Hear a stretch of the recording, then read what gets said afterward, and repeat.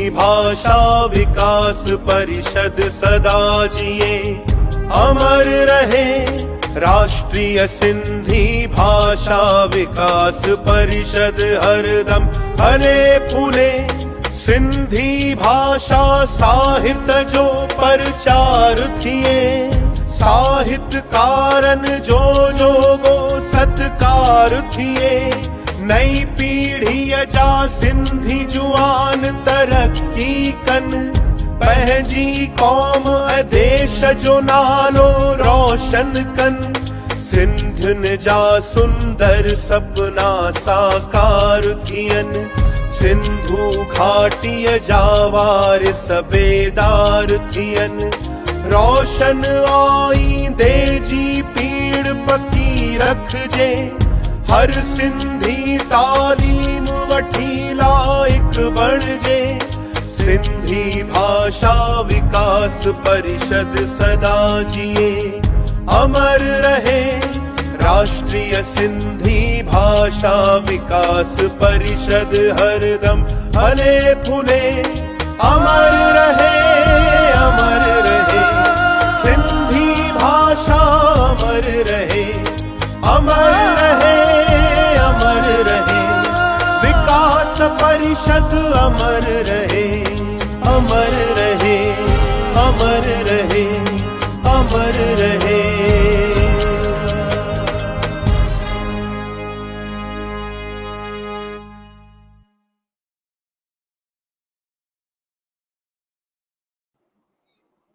जय झूलेलाल, जय झूलेलाल, जय झूलेलाल। सभिनीनि जो हार्दिक स्वागत है। अज ही programme national council for promotion of Sindhi language ऐं शंकर एजुकेशन सोसाइटी तव्हां वटि क्यों अंक थर्ड एपिसोड खणी करे आई है। सिंधीस 1947 to 2020 changes, challenges, chances and contribution. अज असांजे विच में चङा महिमान आहिनि जेके असांजा पूजनीय आहिनि, जीअं साईं जशनलाल जी जेके अमर शहीद भगत कंवरराम जी जा पोटा आहिनि, उहे बि अची रहिया आहिनि। डॉक्टर राम बख्शाणी जी जेके NRI एंड स्कॉलर्स आहिनि, उहे बि असांजे विच में हाज़िर आहिनि। असांजे विच में डॉक्टर प्रताप पिंजाणी जी जेके डायरेक्टर आहिनि NCPSL जा, ऐं हुननि 15 सब्जेक्ट में PhD कई आहे। इहा असांजे लाइ हिकिड़ी वॾी फ़ख्र जी ॻाल्हि आहे। उहे बि असांजे विच में आहिनि। असांजा भाउ श्री रतन चावला जेके शंकर एजुकेशन सोसाइटी देवलाली नासिक, उहे बि असांजे विच में आहिनि, जेके हिन शो जा को ऑर्गेनाइज़र आहिनि। ऐं असांजे विच में 2 नंढियूं नियाणियूं जेके उभरंदड़ कलाकार आहिनि, मुस्कान कोटवाणी फ्रॉम अजमेर, इना लखवाणी फ्रॉम बस्ती गोंडा यूपी। माना असां वटि अॼु 13 शहरनि मां असां वटि 14 ॼणा पार्टिसिपेट, ऐं उन मां बि दुबईअ मां दादा राम बख्शाणी जी बि जॉइन थी रहिया आहिनि। माना देश विदेश मां असां वटि पार्टिसिपेंट आहिनि। असां सभिनीनि जो वेलकम था कयूं।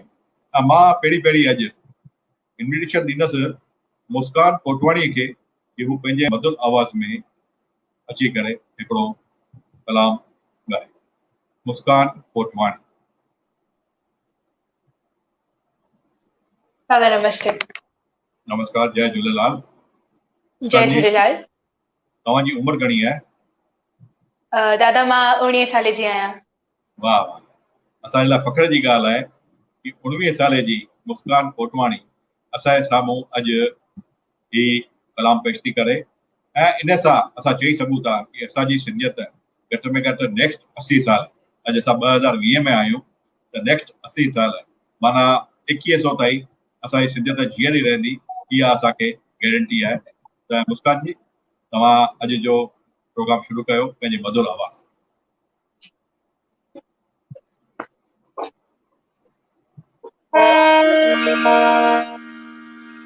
इहो जेको कलाम अॼु मां पेश थी कयां, वेही मता विञायो पंहिंजी ज़बान सिंधी, दिल तां मता भुलायो पंहिंजी ज़बान सिंधी।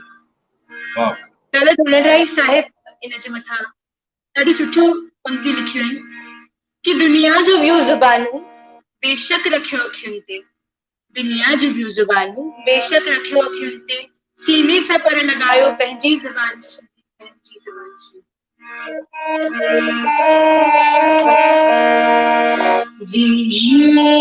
मता विञायो पंहिंजी ज़बान सिंधी, दिल तां मता भुलायो पंहिंजी ज़बान सिंधी, दिल मता विञायो पंहिंजी ज़बान सिंधी, दिल तां मता भुलायो पंहिंजी ज़बान सिंधी।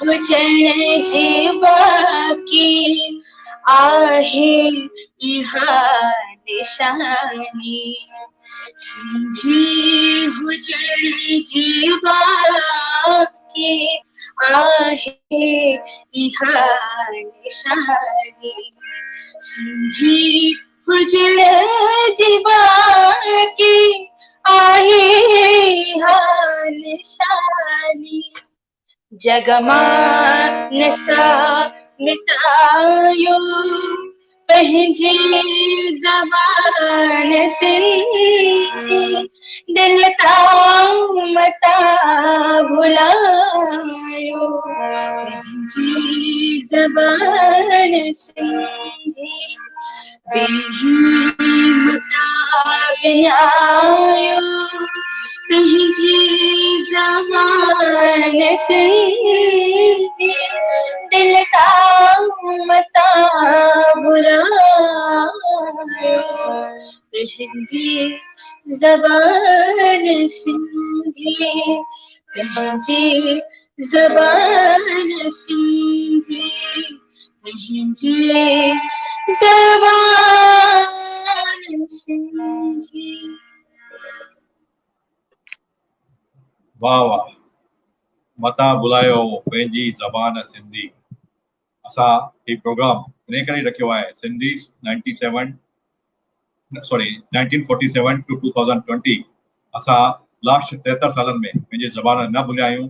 अॻियां बि तव्हांजो ही संदेश युवा शक्ति ताईं वेंदो कि असां पंहिंजी ज़बान न भुलायूं। हिन जे राइटर दादा गोलन राईअ खे असांजो नमस्कार ॾिजो, छोकी हुननि जा जेके अखर आहिनि उहे जादूअ जा अखर आहिनि ऐं मां हुननि खे चङनि सालनि खां ॿुधंदो आहियां। हुननि खे असांजो नमस्कार ॾिजो। हाणे मां रिक्वेस्ट कंदुसि असांजे विच में आयल दादा साईं जशनलाल जी साहिब खे, असांजे विच में आयल महिमान डॉक्टर राम बख्शाणी साहिब, श्री डॉक्टर प्रताप पिंजाणी साहिब ऐं रतन चावला जी खे स्क्रीन ते खणियो वञे। दादा जय झूलेलाल साईं। जय झूलेलाल, जय झूलेलाल, जय झूलेलाल। प्रताप जी घर में जय झूलेलाल, जय झूलेलाल साईं जशनलाल साहब के भी जेको आहे राष्ट्रीय सिंधी भाषा विकास परिषद जे तरफ़ां दिल्ली आज़िया थो कयां, जेको उन्हनि जो हिन प्रोग्राम में हार्दिक स्वागत थो कयां। अनफॉर्चुनेटली मां किथे ॿाहिरि निकितो हुअमि, हाईवे ते कार ख़राब थी वई आहे, त हाणे कार में ई वेठो आहियां मां। अरे साईं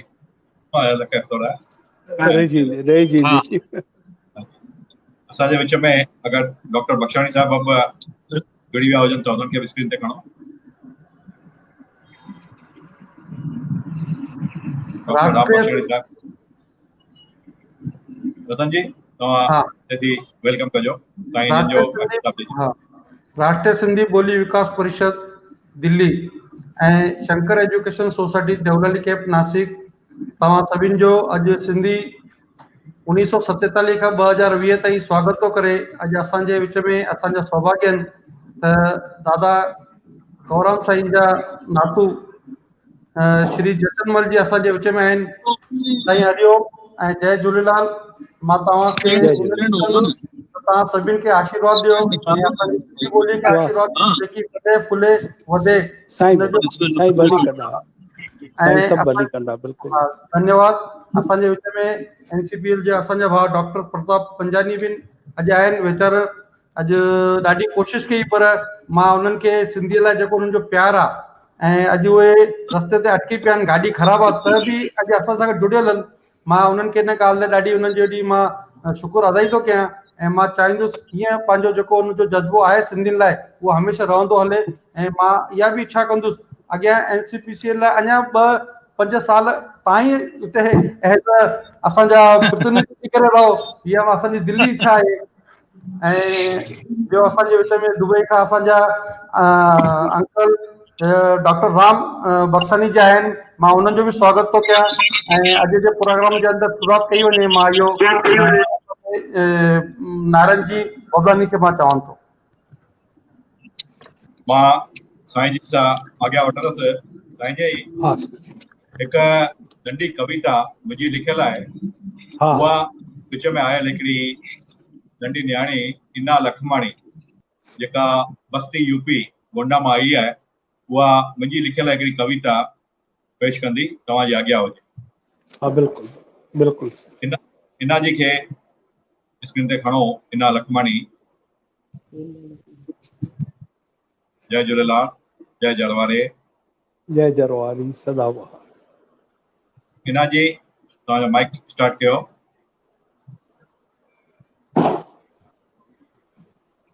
जय झूलेलाल अंकल। साईं जी जय झूलेलाल। जय झूलेलाल। जय झूलेलाल। इना जी ऐं हुन सां गॾु हुनजी मदर विनीता लखमाणी जी असांजे साम्हूं पेश थियूं कनि हिकिड़ी रुक ते रुकी वियो साईं कंवण प्यारो, हिकु कविता जेका इन नाज़ीज़ लिखी आहे। त महिरबानी करे इना जी तव्हां शुरू कयो।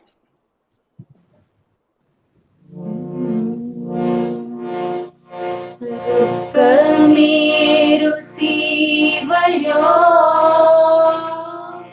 कंवर राम प्यारो, रुक में रुसी वयो कंवर राम प्यारो, कंवर राम प्यारो, कंवर राम प्यारो, कंवर राम प्यारो, सत राम जो दुलारो, रुक में रुसी वयो कंवर राम प्यारो, रुक में रुसी वयो कंवर राम प्यारो, कंवर खे घणी गोली पिरन चई नफ़रतन जी बोली, कंवर खे घणी गोली पिरन चई नफ़रतन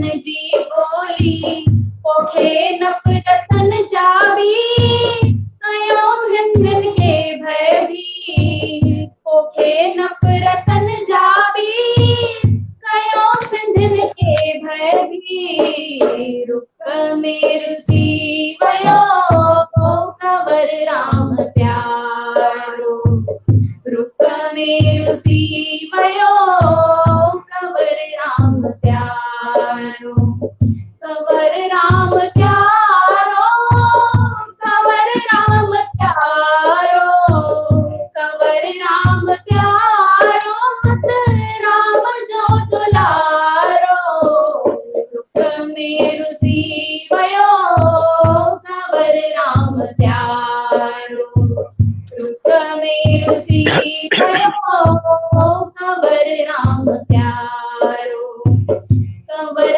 तुंहिंजी बोली मिठड़ी, कंवर तुंहिंजो जीवन मिठड़ो, कंवर तुंहिंजी बोली मिठड़ी, कंवर तुंहिंजो जीवन मिठड़ो, कंवर तुंहिंजी कुर्बानीअ खे यादि करे तो हिंद सिंध। कंवर तुंहिंजी कुर्बानीअ खे यादि करे तो हिंद सिंध। रुक में रुसी वयो कंवर राम प्यारो। रुक में रुसी वयो कंवर राम प्यारो। कंवर राम प्यारो अखड़न जो तारो। कंवर राम प्यारो सत राम जो दुलारो। रुक में रुसी वयो कंवर राम प्यारो। रुक में रुसी वयो कंवर राम प्यारो। हर शहर में संत कंवर जी यादगार आ तस्वीर। हर शहर में संत कंवर जी यादगार आ तस्वीर। हर दिल में जिंदा रहंदी कंवर तुंहिंजी कुर्बानी। हर दिलन में जिंदा रहंदी कंवर तुंहिंजी कुर्बानी। रुक में रुसी वयो कंवर राम प्यारो। रुक में रुसी वयो कंवर राम प्यारो। कंवर राम प्यारो सिंधिन जो प्यारो। कंवर राम प्यारो राम जो दुलारो। रुक में रुसी वयो कंवर राम प्यारो। रुक में रुसी वयो कंवर राम प्यारो। कंवर तो के याद करे तो असांजो हिंद सिंध। कंवर तो के याद करे तो असांजो हिंद सिंध। नारायण जी हीअ कविता कंवर तो के समर्पित। नारायण जी हीअ कविता कंवर तो के समर्पित। रुक में रुसी वयो कंवर राम प्यारो। रुक में रुसी वयो कंवर राम प्यारो। कंवर राम प्यारो पीली पगड़ी वारो। कंवर राम प्यारो सतराम जो दुलारो। रुक में रुसी वयो कंवर राम प्यारो। रुक में रुसी वयो कंवर राम प्यारो। वाह वाह वाह ॾाढी ख़ुशी थी साईं। साईं तव्हांजी कविता जे लाइ छा चइजे। ॾाढी सुंदर सुंदर। गीता साईं जो आशीर्वाद। एंड साईं हा साईं। ही कविता तो लिखी वरती पर हा। ये जेका मतलब लिरिक्स है हिननि ई ॿिन्हिनि ॼणनि ठाहियूं आहिनि। हा जय साईं जी। जय दरबारी। जय जरवारी सदा बहारी। सदा वाह बहारी वाह साईं जी ॾाढी। आशीर्वाद हा कयो। रहिजी सभु भलो ई भलो भलो ई भलो। ॾाढी ख़ुशी थी। ॾाढा सुठा अखर ऐं ॾाढे सुहिणे नमूने वरी ॻायल बि ॾाढो सुठो। ॾाढी बढ़िया। ख़ुशी थी। मां असांजे विच में डॉक्टर राम बख्शाणी जी दुबई खां जुड़ी विया आहिनि। मां हुननि खे बि अर्ज़ु कंदुसि कि हू बि हुननि खे स्क्रीन ॾेखारियो वञे। डॉक्टर राम बख्शाणी साहिब। जय झूलेलाल। जय झूलेलाल। डॉक्टर साहब तव्हांजो माइक बंदि आहे। कंहिंजो हाणे चालू आहे। ओके। हा ये टेक्नोलॉजी आहे वो काफ़ी मुंझाए थी। हा साईं तव्हांखे प्रणाम आहे ऐं ॾाढी ख़ुशी थी तव्हांखे गॾिजी करे। हरिओम साईं। मां तव्हां सां दुबई में मिलियो आहियां। हा बराबरि आहे। घणो टाइम थियो। असां आयासीं चेटी चंड जे मेले ते। उते तव्हां सां मिलण थियो।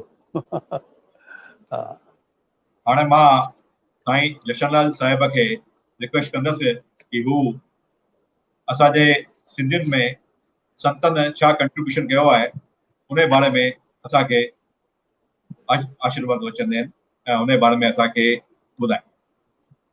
स्पेशली जीअं त मां ॿुधायां कि 25 चेटीचंड ॾींहुं सिंधी हेरिटेज पहिरियों दफ़ो सोशल मीडिया ते लाइव टेलीकास्ट चालू कई ऐं 9 तारीख़ सिंधी डे ते असां हिकिड़ो लाइव टेलीकास्ट कयोसीं। 13 तारीख़ संत कंवरराम जे जनम ॾींहं खां वठी कंवरधाम अॼु ताईं संगीत जी सेवा करे रहियो आहे ऐं 50 खां मथे नवां आर्टिस्ट उहो खणी आयो आहे। जे आर्टिस्ट खे मां पाण पहिरियों दफ़ो ॿुधो आहे। अहिड़ा नवां आर्टिस्ट साईं कंवरधाम असांखे ॾिना आहिनि, अहिड़ा हीरा ॾिना अथऊं। तव्हां उन बारे में ऐं असांखे सॼी संगत खे आशीर्वाद ॾिजो। जय जलवाड़ी सदा बहारी। हाणे माइक मां साईं जिन खे ॾियां थो कि साईं जी असांखे आशीर्वचन ॾे ऐं गाइडेंस ॾे। सचो सतराम सुहिणो कंवरराम, जय जरवारी सदा बहारी। हक़ीक़त में कंहिं बि कष्ट जे पोयों, कंहिं बि तकलीफ़नि जे पोयों ईश्वर जो वॾो राज समायल हूंदो आहे।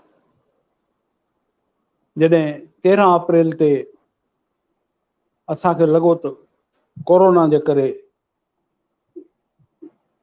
इहो साईं जो जन्मदिन न मल्हाए सघंदासीं, त प्यारे धीरज कुमार हिकु नई आइडिया कढी, भई हिकु जॻह ते छो हिंद सिंध जे घर घर में साईं जो जन्मदिन मल्हायो वञे। त उन्हनि लाइव प्रोग्राम चालू कया ऐं तव्हांजी आशीर्वाद सां ॾाढा सुठा प्रोग्राम थिया आहिनि ऐं सिंध मां, हिंद मां, इंग्लैंड मां, अमेरिका मां, स्पेन मां, दुबई मां, जिथां किथां ॾाढो सुठो उन्हनि जी तारीफ़ थी आहे। जीअं हाणे तव्हां चयो भई नवां कलाकार सिंधियुनि जा असां ख़बर ई कोन हुई, उहे सभु तव्हांजे साम्हूं आया ऐं सभिनीनि उन्हनि खे ॾाढो साराहियो। हाणे हक़ीक़त ॻाल्हि इहा आहे त संतनि जो कंट्रीब्यूशन समाज जे लाइ हमेशह रहियो आहे पए ऐं संतनि जी सची पहचान बि इहा ई आहे त सुख में दुख में हमेशह सम रहंदा नी, कंहिं में फ़र्क़ु कोन्हे। साईं अमरशेठ साईं कंवरराम साहब हिकु जॻह ते पाण चयो आहे, पाण फरमायो आहे त भगत सभु भारी को गणिया मां केतिरा, भगत सभु भारी घटि वॾा है कोन को सभई समदारी, तनु ते साईं सतराम दास अथवे परोपकारी। सो इहो परोपकार परमार्थ इहे ई गुण हुया जेके रड़की दरबार सां जुड़ियल हुया। साईं खोताराम साहब खां पोइ साईं सतराम दास साहब, साईं सतराम दास साहब खां पोइ साईं कंवरराम साहब, इन्हनि गुणनि खे हमेशह क़ाइमु रखियो, पंहिंजे लाइ कुझु बि न रखियऊं, जेकी कुझु आयो सभु ॿियनि में विरहाए ॾिनो। असांजी सिंध जे टुकुर टुकुर ते संतनि महात्माउनि जा डेरा आहिनि ई आहिनि ऐं इन्हनि जे करे असांजी सिंध ते प्रभु जी आशीर्वाद रही आहे पए ऐं सभु हर कंहिं नमूने सफल रहियूं पए। पर सिर्फ़ राड़की साहब न, राड़की, जरवार, पनो आकिल, घोटकी, सखर, रोड़ी, जिथे बि तव्हां वञो संतनि जा उहे डेरा नी जन लोकनि जे कल्याण जे लाइ सभु कुझु पे कयो आहे। पर चवंदा नी दौर रंग दुनिया जा कॾहिं कहिड़ा फिरनि था चरखे जा फेरा, कॾहिं कहिड़ा कंहिं सोचियो त असांखे पंहिंजी सिंध छॾणी पवंदी, कॾहिं बि न। पर जेकी कुझु थियो सुठो ई थियो भलो ई थियो जीअं सिंध छॾे हिंद में आयासीं कि हिते बि संतनि जी उहा ई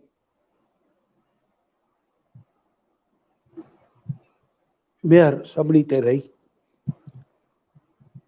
साईं कंवरराम साहिब जन खां पोइ असांजो अचणु अमरावती में थियो, हिंद में अचण खां अमरावती महाराष्ट्र में।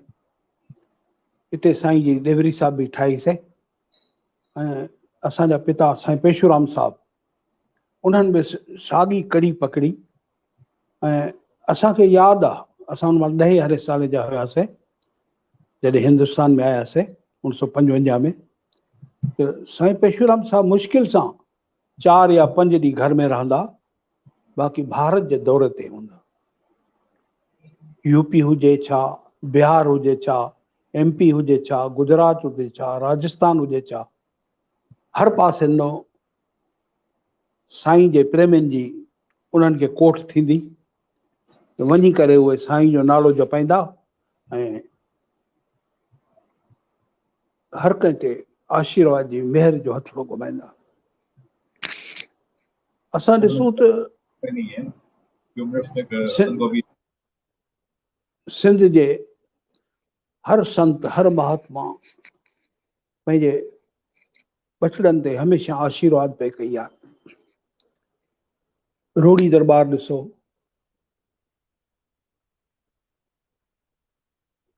उनखां पोइ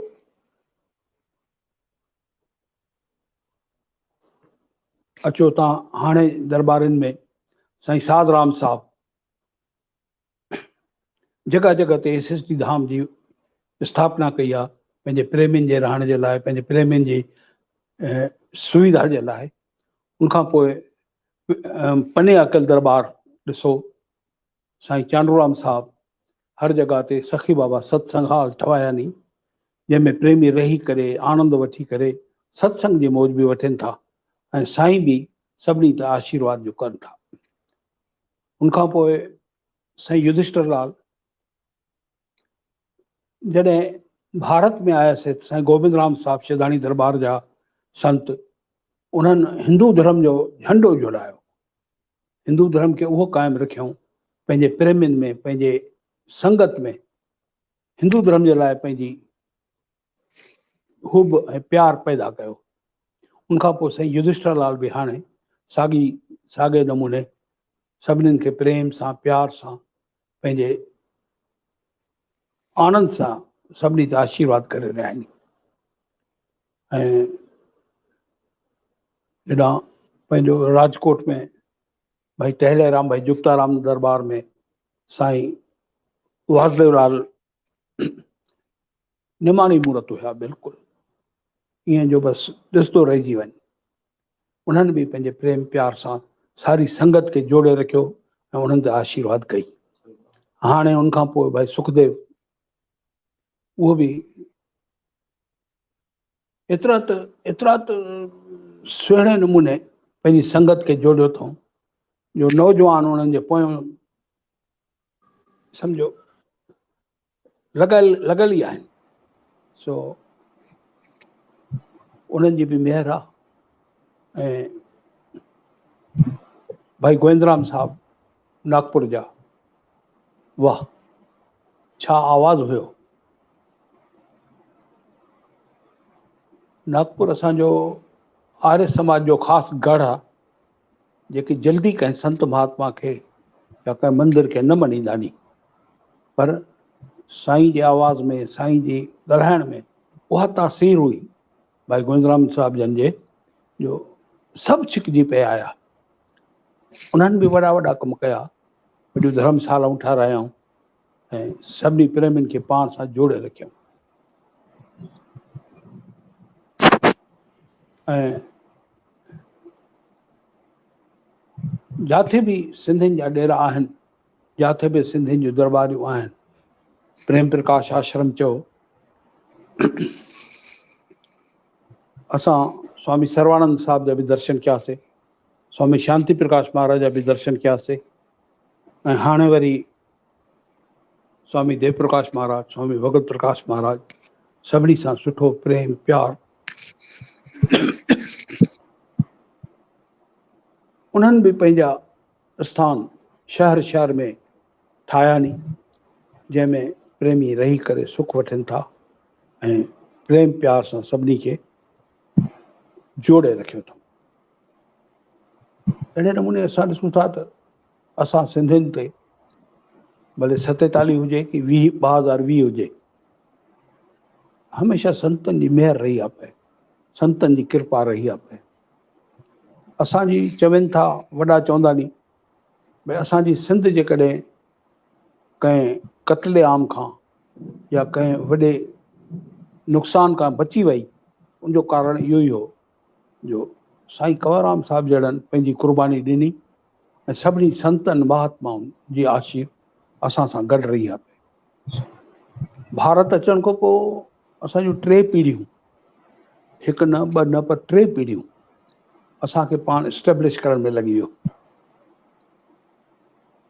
पहिरियों चिंता इहा हूंदी घर ख़र्च कीअं हले ऐं ॿार कीअं पढ़नि, काथो पढ़ायूं, काथो कमायूं।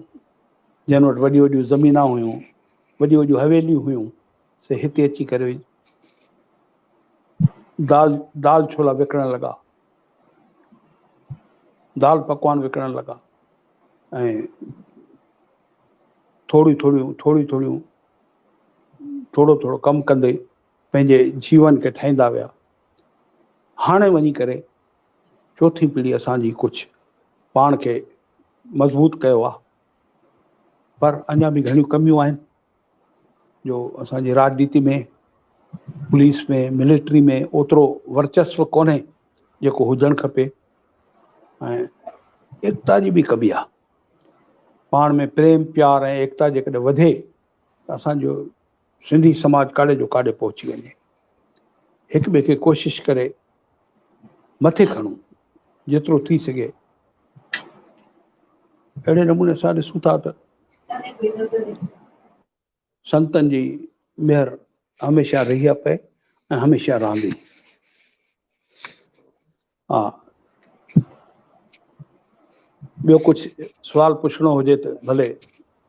साईं तव्हांजी असां सभिनी जे मथां आशीर्वाद हुजे। अॼु तव्हां पंहिंजो कीमती टाइम करे असांजे विच में आया।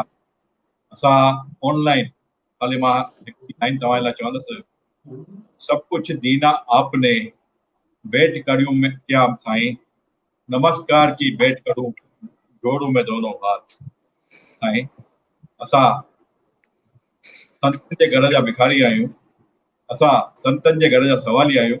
तव्हां सॼी संगत खे आशीर्वाद ॾियो, आशीर्वाद ॾियो, आशीर्वाद ॾियो। सिंधी अञा वधनि विञनि ऐं प्लस असां में बुद्धि आहे, ॿधी बि क़ाइमु थिए। इन लाइ तव्हांजो आशीर्वाद सॼी संगत खे ॾियो। महिरबानी महिरबानी। साईं वॾो दयावान आहे, वॾी हुननि जी मेहर आहे।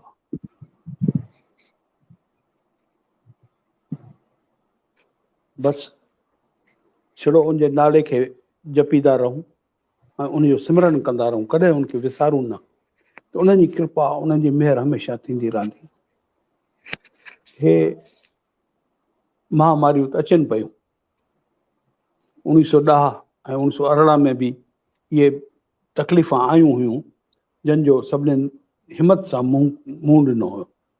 सो हाणे इहे बि दुख दूर थी वेंदा, कंहिं ॻाल्हि जे घबराइण जी कोन्हे ज़रूरत कोन्हे, सभु रहिजी ईंदी ऐं असां पाण सिंधी अञा बि अॻिते वधी करे अञा बि वधीक पंहिंजे देश जे लाइ, पंहिंजे समाज जे लाइ अञा बि अॻिते वधी करे सेवा कंदासीं। सचो सतराम सुहिणो कंवर। धन्यवाद साईं, धन्यवाद। डॉक्टर प्रताप पिजाणी साहब शायदि 2 अखर ॻाल्हाइण चाहिनि था। डॉक्टर प्रताप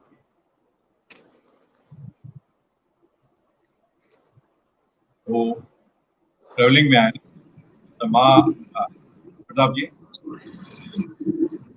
साईं जिन वञी रहिया आहिनि। साईं जिन साईं जन खे नमस्ते चइबो आहे।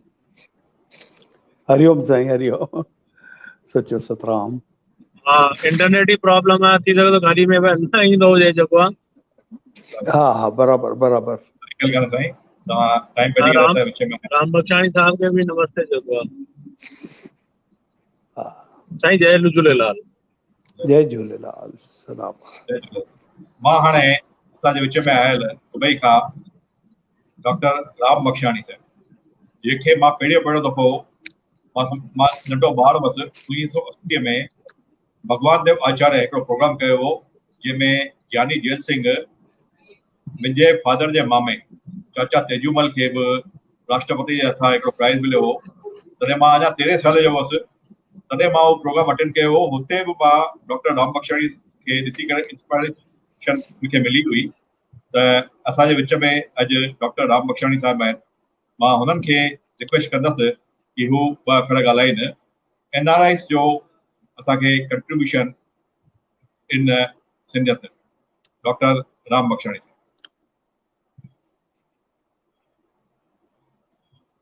साईं तव्हांजो माइक स्टार्ट कजो। हा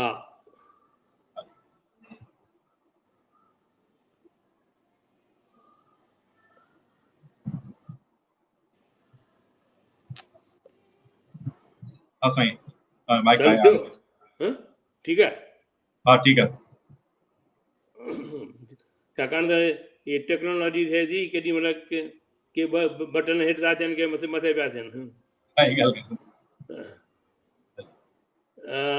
मिस्टर बाबलाणी, पहिरीं त मां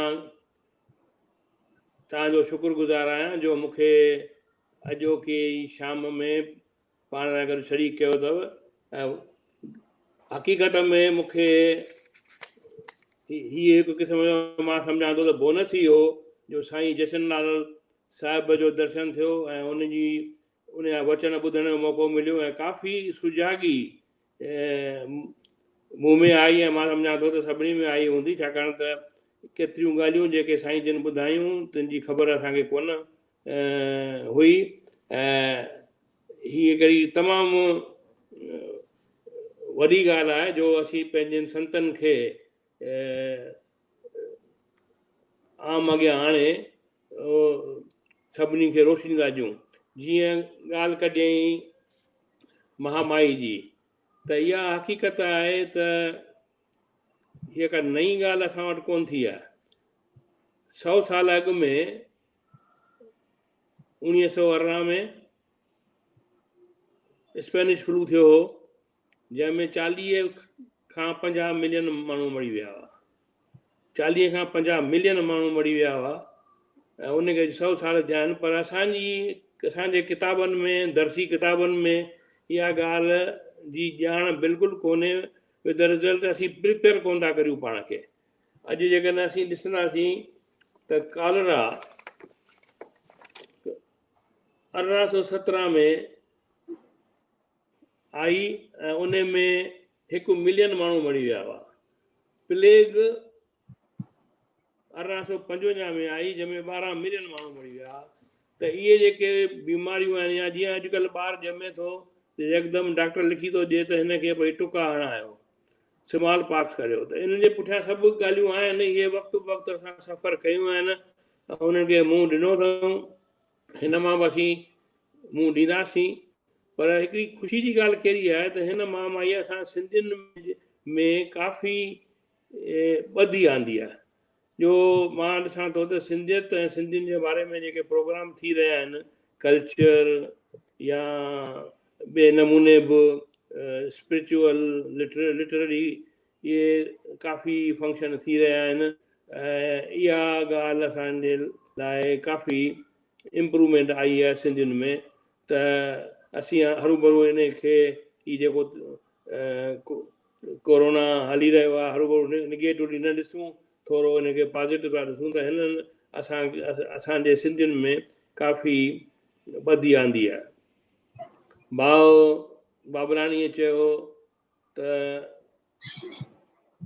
जेको सम्मेलन थियो भगवान देव आचार्य जे कोशिशुनि सां, जेको साईं जिन बि चयो त असांखे पॉलिटिकल ताक़त कोन्हे। ऐं उन टाइम में बि मिसिस गांधी हुई, प्राइम मिनिस्टर हुई, ऐं ज्ञानी ज़ैल सिंह हो जेको प्रेसिडेंट हो।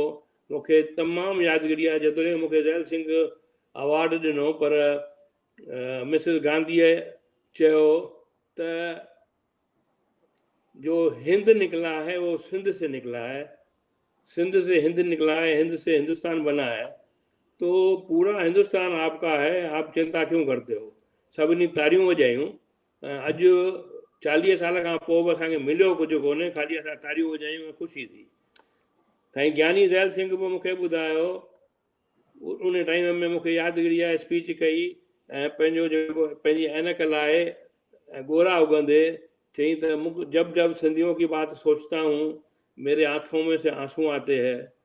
हम सरदार जो है वो गुरु नानक से कमाते हैं, आप सिंधी गुरु नानक की सेवा करते हो और ये पूरा हिंदुस्तान आपका है, जो चाहो आपको मिलेगा। तो बस असीं उते बि तारियूं वॼायूं, ईअं ख़ुशि थी कयो आहे। पर हींअर टाइम आयो आहे जो असीं सभु यकजहित थी कुझु करियूं। मां सम्झां थो त मां हमेशह चवंदो आहियां बाबलानी खे ख़बर आहे त मुंहिंजो हमेशह रहियो आहे त सिंधियुनि खे हिंद में सिंध ज़रूरी आहे ऐं उन असां लाइ कोशिशि करणु खपे। घणेई टुकड़ा आहिनि, को ज़रूरी कोन्हे कि तमामु वॾो को स्टेट हुजे, असीं को वॾी का पॉपुलेशन कोन आहियूं, त इहा कोशिशि ज़रूरु करणु खपे। अॼोको जेको इहो सब्जेक्ट आहे त NRIs सिंध यानी सिंधियत लाइ छा कयो आहे, मां चवंदुसि त छा कोन कयो आहे। हक़ीक़त में जेतिरी छिक सिंधियत लाइ NRIs में आहे उहा इनकम्पेरेबल आहे। छाकाणि त हमेशह जॾहिं माइटनि खां माण्हू धार थींदो आहे, ॿाहिरि वेंदो आहे, छोकिरी जॾहिं शादी करे वेंदी आहे त माइटनि जी छिक वधीक थींदी आहे। जीअं असांजी बि जेके NRIs ॿाहिरि विया आहिनि उन्हनि खे छिक सिंधियत लाइ ऐं सिंध लाइ ॿियनि जे भेट में कुझु वधीक ई रहंदी आहे। त मूंखे यादगिरी आहे जॾहिं मां दुबई में वियो हुउसि अॼु खां 62 साल अॻु में, मूंखे दुबई में विए 62 साल थी विया। ऐं पोइ असां न सिर्फ़ु चेटीचंड ऐं ॿिया ॾिण वार मल्हाइण शुरू कयासीं, पर नाटक फंक्शन जेके कलाकारनि खे इनकरेज करे उते घुराइण, त इहो पियो थियो आहे। पर न उन खां पोइ जेको NRIs हिंदुस्तान में सोशल कमनि में रोल अदा करण जो सिलसिलो जा कयो, त ईअं अॼु जेका ॾिसंदा त जीव सेवा संस्थान भोपाल में जेके स्कूल आहिनि, अस्पतालूं आहिनि, नेचुरोपैथी इंस्टीट्यूशन्स आहिनि, ऐं स्कूल को हिकिड़ो ॿ कोन्हे, घणेई आहिनि, 10, 12, 15 स्कूल आहिनि, गर्ल्स हॉस्टल्स आहिनि, अस्पतालूं आहिनि, अखियुनि जी अस्पताल आहे। त उहे उन मां घणो जेको हिसो आहे सो NRIs ॾिनो आहे। न सिर्फ़ु ख़ाली भोपाल में, पर जेकॾहिं असीं अजमेर में ॾिसूं, बड़ौदा में ॾिसूं, आदिपुर में ॾिसूं, गांधीधाम में ॾिसूं, मद्रास में ॾिसूं, त NRIs पंहिंजे नमूने उहे ईअं कोन्हे त जेके भोपाल में NRI जो कंट्रीब्यूशन आहे जेके भोपाल में रहंदड़ आहिनि, न उनजो को बि मिट माइट उते कोन रहंदो आहे, पर सची शेवा करे यानी सिंधियुनि जे खे मदद करण लाइ NRIs उहा ॻाल्हि कई आहे। ॿिए पासे जेकॾहिं तव्हां ॾिसंदा त कल्चरली जेके फंक्शन ओवरसीज़ में था थियनि या इनकरेज था थियनि, अॼु सीता सिंधु भवन तव्हां ॾिसंदा बॉम्बे में, मां सम्झां थो त नियरली 30 साल हर हफ़्ते चौकी लॻंदी हुई। राम पंजवाणी चौकी कंदो हो हर सूमर ते जॾहिं हयात आहे। तमामु हिकिड़ी यादगार चौकी थींदी हुई हर सूमर ते उनजे घर में। तव्हां मूंखे शायदि केतिरनि खे ख़बर न हुजे त दादा राम पंजवाणी महिम में कुरेशी महल में रहंदो हो ऐं उते वञ मथे पहुचण लाइ 84 ॾाका चढ़ना पवंदा। पोइ असीं चवंदा हुआसीं दादा तव्हां वटि अचण लाइ 84 जूणियूं असांखे पास कढियूं थी पवनि, छाकाणि त लिफ्ट कोन हुई ऐं इहे 84 ॾाका चढ़ी मथे वेंदासीं त उहा ई चौकी साॻी सीता सिंधु भवन में हुई ऐं इहा हर चौकी में जुदा जुदा नओं कलाकार इंट्रोड्यूस कयो वेंदो हो ऐं 80% चौकियूं NRIs कयूं ऐं बिना कंहिं मतिलब जे बिना कंहिं यानी ठाठ हुजे अहिड़े नमूने जेकॾहिं ॾिसबो त NRIs सिंधियत खे चाढ़ण में सिंधी ॿोलीअ खे चाढ़ण में, छाकाणि असांखे इहो महसूसु करणु खपे त आज़ादी खां पोइ भले असां सिंधियुनि नाणो कमायो हुजे पर असां पंहिंजी सिंधियत जेको असांजी सभ्यता जेका आहे असां इहो लिखणु त बंदि थी वियो आहे, पढ़णु सिंधी में बंदि थी वियो आहे, पर अञा हिकिड़ी ख़ुशी जी ॻाल्हि आहे त ॿुधणु सिंधी ॿुधणु बंदि कोन कयो अथऊं, सिंधी ॻाल्हाइणु बंदि कोन कयो अथऊं। ऐं जेकॾहिं इहो असीं इहा ॻाल्हि अञा उन ॾांहुं ध्यानु ॾियूं त काफ़ी कुझु असीं इम्प्रूव करे सघूं था। असांखे हींअर त सरकार बि चयो आहे त भई हर कंहिं हिंदुस्तान जे देशवासी खे इहो हक़ु आहे त पंहिंजी मादरी ॿोली में उनखे एजुकेशन मिले ऐं जेकॾहिं इहा ॻाल्हि एजुकेशन मिले थी त असांखे उनजो डेफिनेटली फ़ाइदो वठणु खपे। त इहे पे चयमि त सिंधी जेके ओवरसीज़ में रहनि था उहे उन्हनि जो रोल तमामु अहम पे रहियो आहे ऐं अञा अहम रहंदो। हेल ताईं 26 सिंधी सम्मेलन मां सम्झां थो 26 आहिनि या मे बि उन फिगर में थोरो फ़र्क़ु हूंदो पर 26 सिंधी सम्मेलन ॿाहिरि थिया आहिनि सभु विलायत में। उहो ख़ाली हिकिड़ो ई सम्मेलन थियो जेको इन साइज़ जो जेको भगवान देव आचार्य कयो दिल्ली में, जंहिंजे बारे में भाउ बाबलाणीअ ॻाल्हि कई त असांखे आवाज़ हिते ई करिणो आहे, पंहिंजे मुल्क में करिणो आहे ऐं मुल्क में करण सां ई असांजी सरकार ॿुधी सघंदी ऐं सम्झी सघंदी। पर को बि अहिड़ो पावरफुल सम्मेलन हिते कोन थियो आहे पर विलायत में थियो आहे, पोइ हुतां आवाज़ु अचे थो। त मां सम्झां थो त कुझु बि ओवरसीज़ सिंधीज़ सिंधियत खे बचाइण में का बि कमी कोन कई आहे ऐं मां अॻियां हली बि हू पंहिंजो रोल सुठे नमूने अदा कंदा। अॼु मूंखे ख़बर आहे त मुंहिंजी डॉटर सेंट मार्टिन में रहंदी आहे ऐं उहा पाण त सिंधी कोन पढ़ी, छाकाणि त दुबई में हुई, उहा सिंधी ॿोली उते हिते पाढ़ी कोन वेंदी आहे, पर घर में विहारे मूं हुनखे थोरो सेखारियो। पर उहा सिंधी ॿोली या क्लास उते सेंट मार्टिन में हलाईंदी आहे ऐं काफ़ी ॿारनि खे, नंढनि ॿारनि खे सक्सेसफुली उनखे सेखारे सघी आहे। त इहो ज़रूरी आहे त असीं पंहिंजनि ॿारनि खे सिंधी सेखारियूं ऐं इहा जेका तमन्ना आहे, जेका बुख आहे, सा ओवरसीज़ सिंधीज़ में थोरी वधीक आहे बनस्बत हिते जे, ऐं उहा बुख पैदा थियणु खपे। छाकाणि त इहे जेकॾहिं असीं कंहिं बि क़ौम जी जो बचाव या क़ौम जो वजूद आहे सो सिर्फ़ु संदसि ॿोलीअ सां ई आहे, ॿियो कंहिंसां बि कोन्हे। छाकाणि त 50 साल पोइ असीं जेके हूंदासीं त असीं त कोन हूंदासीं, पर जेके असांजो औलाद हूंदो उनखां माण्हू जेकॾहिं केरु पुछंदा तव्हीं केरु आहियो त उहो चवंदा असीं सिंधी आहियूं ऐं उन्हनि खां जेकॾहिं केरु पुछंदो त सिंधी माना छा, चवंदा असांखे ख़बर कोन्हे। या हिकिड़ी तमामु दर्दनाक ॻाल्हि थींदी त सिंधी खे बि ख़बर कोन्हे त सिंधी छा थींदो आहे।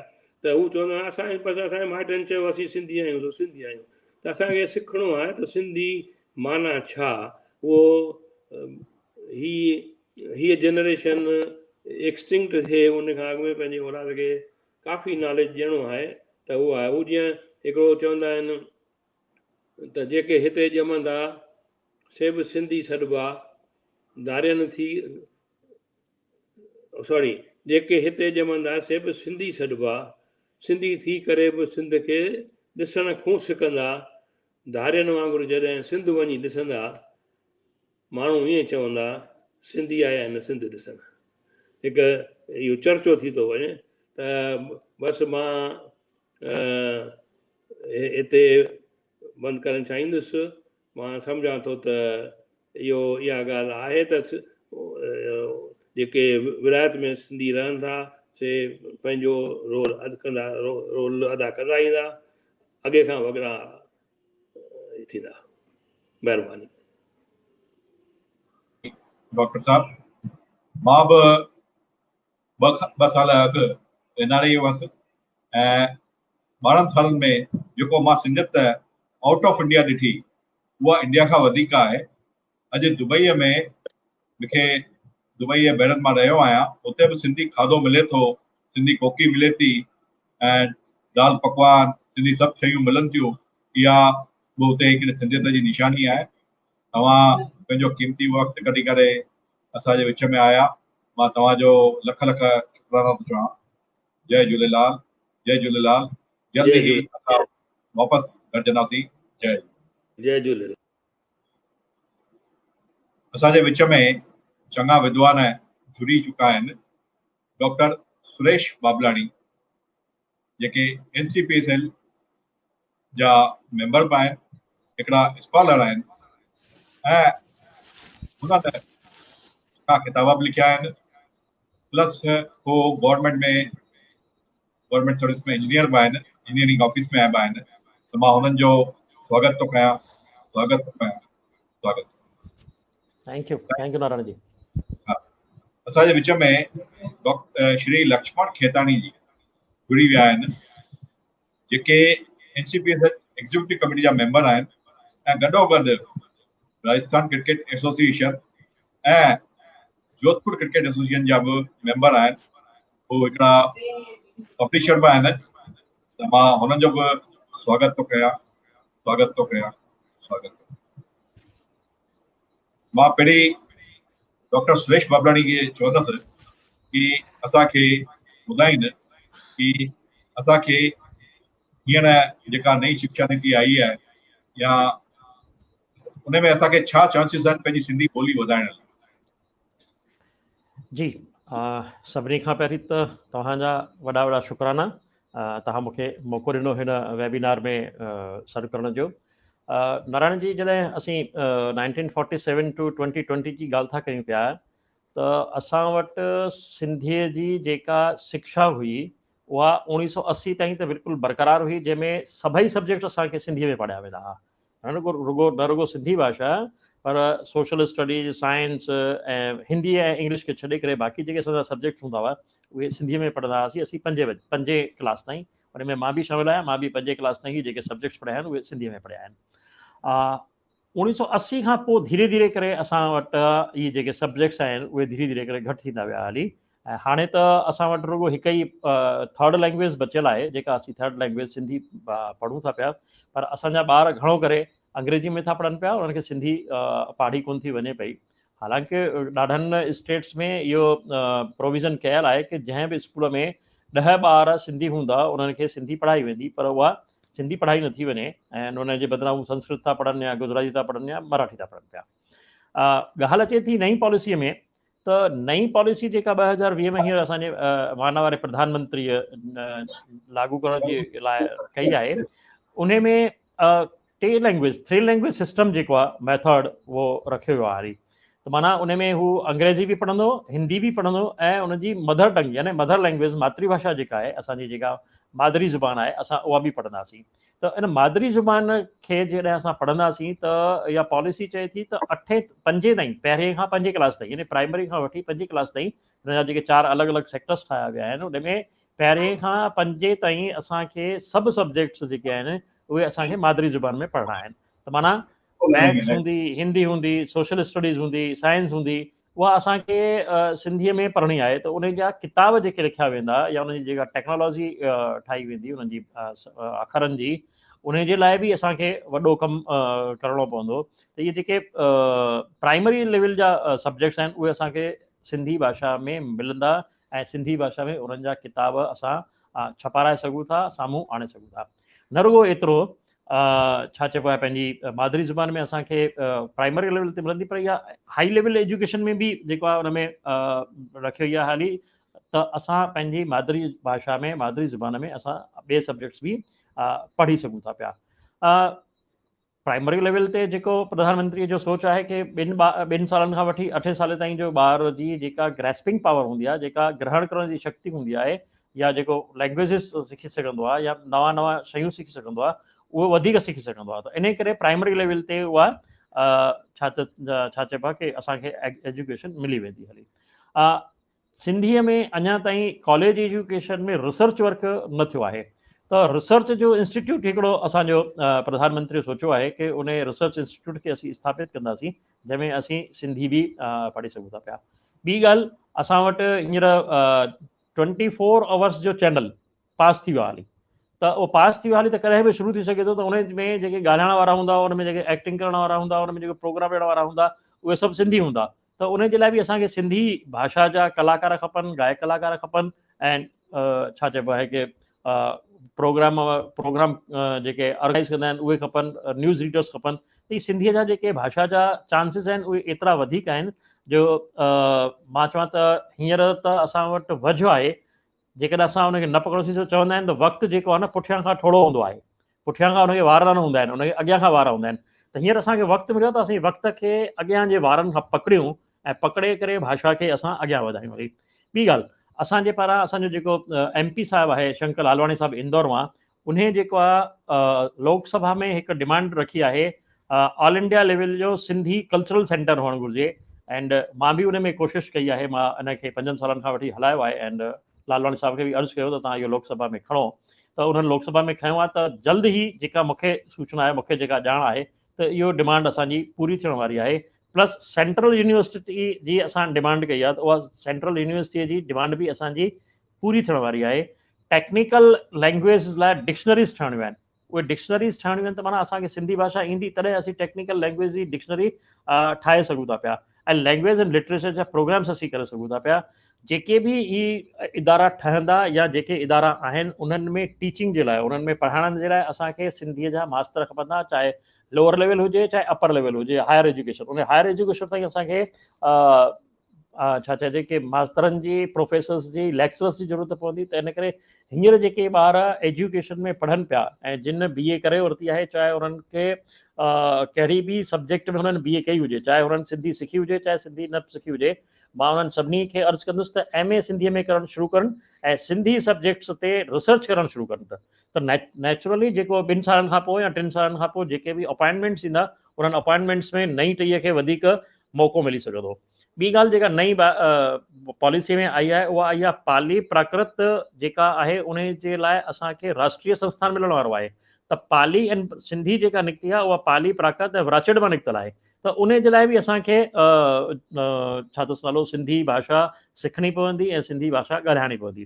ॿी ॻाल्हि, टेक्निकल खां अलावा ट्रांसलेशन एंड इंटरप्रिटेशन जेको सब्जेक्ट आहे, ट्रांसलेशन असां हिकु सब्जेक्ट खां वठी ॿिए में कंदासीं, यानी ॿी भाषाउनि खां वठी असीं जेको सिंधीअ में आणींदासीं। त उन जे लाइ असांखे सिंधी जेका आहे उहा अचणु ज़रूरी आहे। प्लस राष्ट्रीय शिक्षा योग संस्थान खुलण वारो आहे। उन में असांजे जेके बि 22 भाषाऊं असांजे 8 शेड्यूल में आहिनि हिंदुस्तान जे जोड़जक में, हिंदुस्तान जे कॉन्स्टिट्यूशन में, उन्हनि जा वॾी लेवल जा विद्वान, यानी भाषा जा जेके विद्वान हूंदा, उन्हनि खे उन्हनि में अपॉइंटमेंट मिलंदी ऐं उन्हनि जो चेयरमैन प्रधानमंत्री थियण वारो आहे and wise chairman education minister थियण वारो आहे। हर हिकु स्टेट जा हुन में चीफ मिनिस्टर्स रहंदा आहिनि, त एॾा एॾा मतिलबु जेको आहे न हींअर वझ असांखे नई एजुकेशन पॉलिसी ॾिनी आहिनि कि जिन जो को कथ कोन्हे। मां रुॻो थोरे में ही 5-7 छो जो टाइम जेको आहे लिमिटेड आहे ऐं ॻाल्हाइण वारा चङा आहिनि, त मां ईअं चवंदुसि कि हिन नई पॉलिसीअ में असांखे जेके सिंधी आहिनि उहे बेरोज़गारीअ मां रोज़गार प्राप्त कंदा ऐं उन्हनि जी न रुॻो भाषा जी उन्नति थींदी पर उन्हनि जी इकोनॉमिकल उन्नति बि थींदी हली। उहो पंहिंजो पाण में मां सम्झी सघां थो, छो जो जेकॾहिं हिकु सिंधी टीचर 3rd ग्रेड जो बि अपॉइंट थिए थो कंहिं स्टेट में, त हुनखे घटि में घटि 25-30 हज़ार रुपया पघार मिले थी पई। ऐं जेकॾहिं प्रोफेसर कॉलेज में थिए थो त इनिशियली उनखे 70 खां 75 हज़ार रुपया पघार मिलंदी पई। नेचुरली असांजो न रुॻो असांजी भाषा वधंदी पर असां पाण बि ख़ुदि इकोनॉमिकली सुठी ग्रोथ करे सघंदासीं। मां एतिरो चई करे पंहिंजी वाणी खे विराम ॾींदुसि। तव्हां मूंखे घुरायो, महिरबानी। डॉक्टर सुरेश बाबलाणी साहब अजमेर खां अची करे असांखे हेॾा चांसिस ॿुधाया जेके असांखे अॼु ताईं ख़बर कान हुआ। जीअं त हींअर वेझराईअ में असांजे भाउ श्री शंकर लालवाणीअ सिंधीअ में ओथ वरिती, त उन खां पोइ सिंधीअ में ॻाल्हायूं त मां इमीडिएटली हींअर 4 महीना अॻु एडवर्टाइज़मेंट ॾिठी कि हुते सिंधी ट्रांसलेटर बाक़ाइदे गवर्नमेंट ऑफ इंडिया रखी रही आहे ऐं हुनखे 1,27,000 मिनिमम पघार मिलंदी। त इहा बि सुठी ॻाल्हि आहे कि अगरि हिकु माण्हू पार्लियामेंट में सिंधी ॻाल्हाए थो, हुनजे पुठियां हिकु माण्हूअ खे रोज़गार थो मिले, त अॼु असां वटि अगरि 5-6 सिंधी मेंबर ऑफ पार्लियामेंट हूंदा, कुझु राज्यसभा में त कुझु लोकसभा में, त राज्यसभा में असां वटि परमानेंट सिंधी स्टाफ ईंदो। इहा बि असांजे लाइ वॾे फ़ख्र जी ॻाल्हि आहे। असांजे विच में साईं 2 मिंट तव्हांजो वठंदुसि। Doctor Shri Nilesh Shringi IAS officer जेके डिप्टी कलेक्टर आहिनि नासिक डिस्ट्रिक्ट जा डिप्टी कलेक्टर आहिनि, उहे बि आहिनि। मां हुननि खे रिक्वेस्ट कंदुसि कि हुननि खे स्क्रीन ते खयो वञे ऐं श्री रतन चावला जी खे स्क्रीन ते खणी।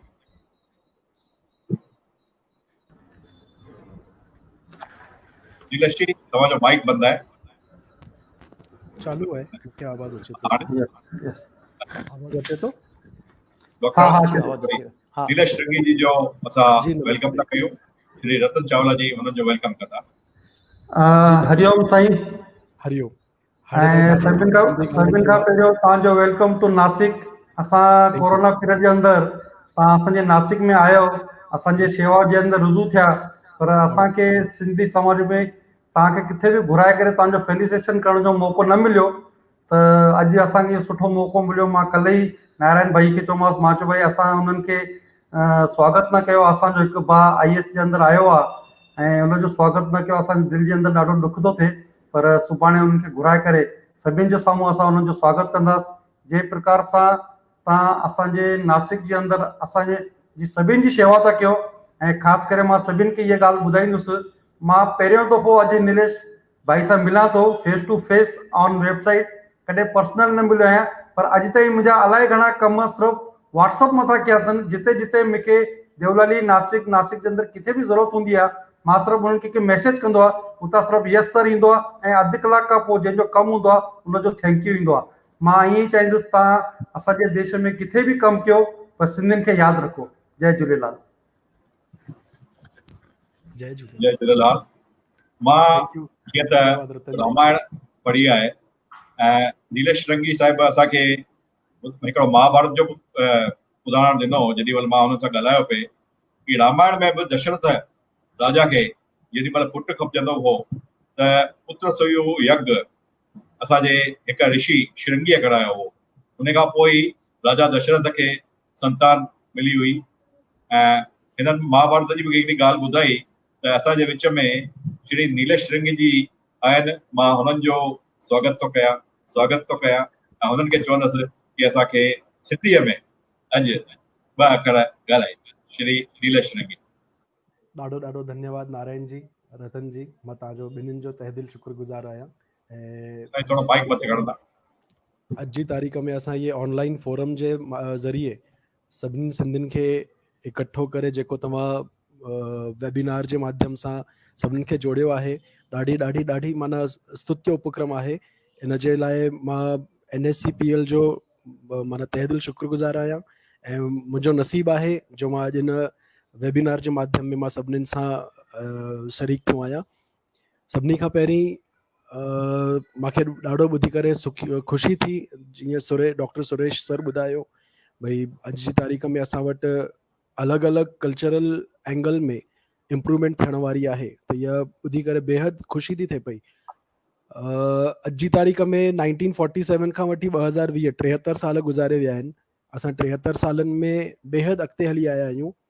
आर्थिक स्तर ते असांजी बेहद सुठी उन्नति थी आहे, पर इन्हनि 73 सालनि में असांजी जेका सांस्कृतिक उन्नति आहे उहा किथे त किथे पुठियां रहिजी वई आहे, जंहिंजे करे अॼु असांजी जेका पीढ़ी अचण वारी आहे या पीढ़ी जेका अॼु जी तारीख़ में असां सां गॾु आहे, उहा पंहिंजे सिंधी कल्चर जे बारे में, सिंधी संस्कृतीअ जे बारे में बेहद अलूफ़ आहे, उन्हनि खे ओतिरी ॼाण कोन्हे का। त जेके हाणे उपक्रम डॉक्टर साहिब जस्ट ॿुधाया, हाणे ॿुधी करे ॾाढी ख़ुशी थी। त अॻिते हली करे असांखे घटि में घटि इहा मन में रहंदी भई असां सिर्फ़ु माना हिकिड़ो भई क़ौम करे न रहंदासीं, पर सिंधी असांजी जेका ॿोली ऐं पंहिंजी माउ छॾे आया आहियूं उन जे बारे में कुझु त कुझु जागरूकता रहंदी।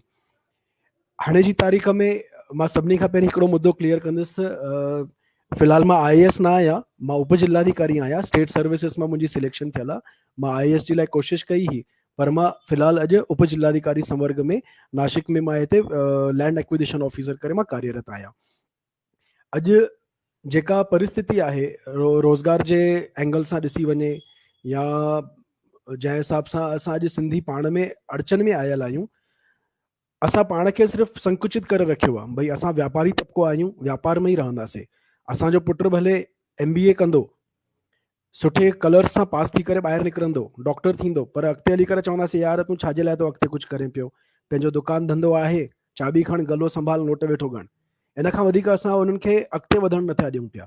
त मुंहिंजी सभिनीनि खे इन चैनल जे माध्यम सां जेको अॼु असां वेबिनार अरेंज कयो आहे, इन ज़रिए मां सभिनी खे रिक्वेस्ट कंदुसि भई पंहिंजे ॿारनि खे तव्हां अॻिते वधण जे लाइ कुझु त कुझु ऑप्शन्स जेके आहिनि उहे एक्सप्लोर थियणु ज़रूरी आहिनि।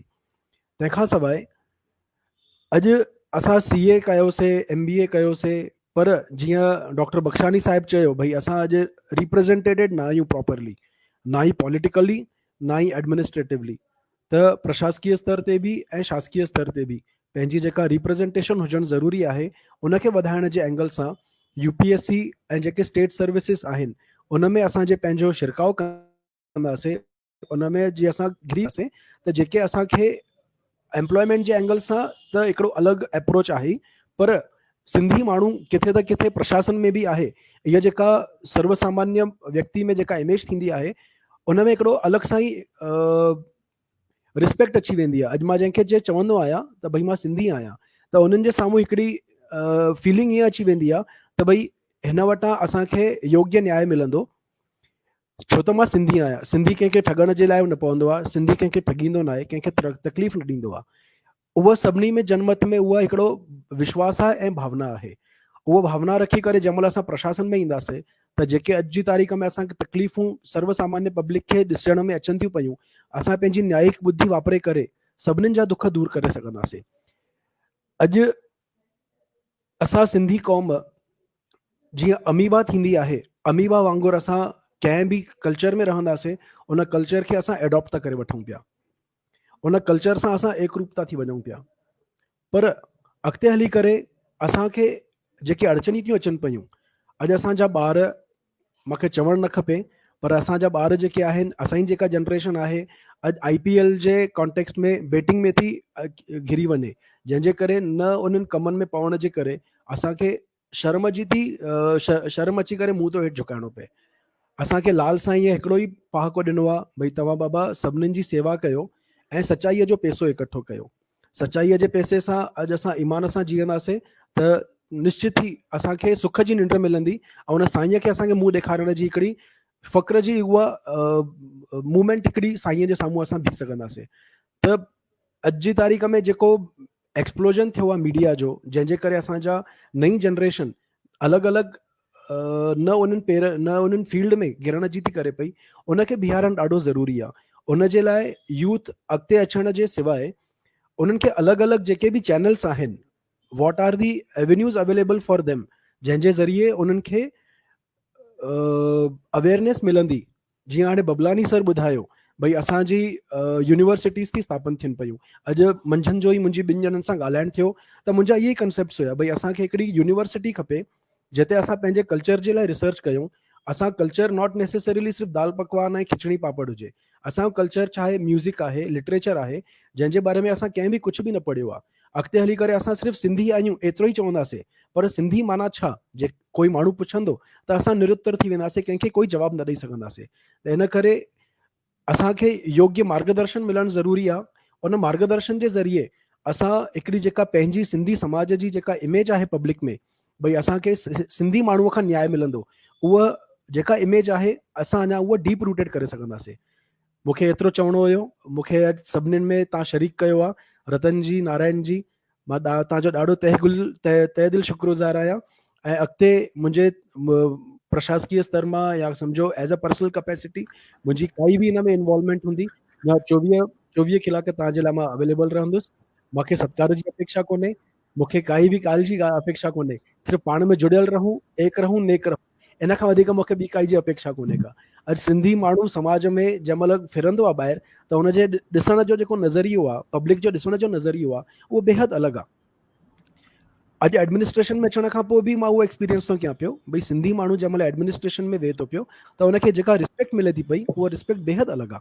त उहो ई रिस्पेक्ट असां एडमिनिस्ट्रेशन में जे अॻिते कैरी ऑन कंदासीं त निश्चित स्वभाव सां असांखे जेका अॼु पिछलाओपन तो महसूस थिए पियो एडमिनिस्ट्रेशन में, चओ अॼु एडमिनिस्ट्रेशन में जे असांखे कोई कमु करिणो आहे त कोई एजेंट पकड़ 500,000 ॾेई करे उनखां उहो कमु कराए, इन जी ज़रूरत न पवंदी।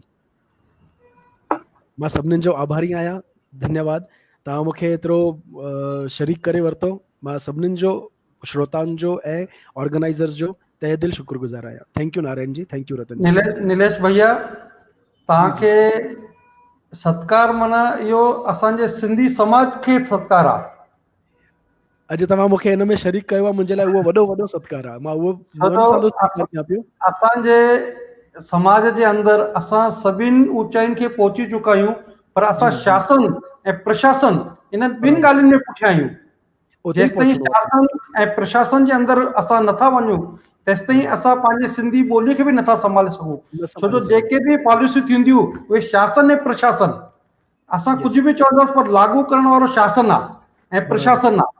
जेसिताईं असांजा सिंधीअ खे चाहंदड़, सिंधीअ जे मथां कुर्बान थियण, हाणे प्रताप पंजानी जी अकेला छा कंदा, जे हुते 50-55 IAS ऑफिसर हूंदा, जिला अधिकारी हूंदा, सेक्रेटरी हूंदा, तॾहिं असांजो इहो कमु अॻियां वधंदो, कमु वधी सघंदो।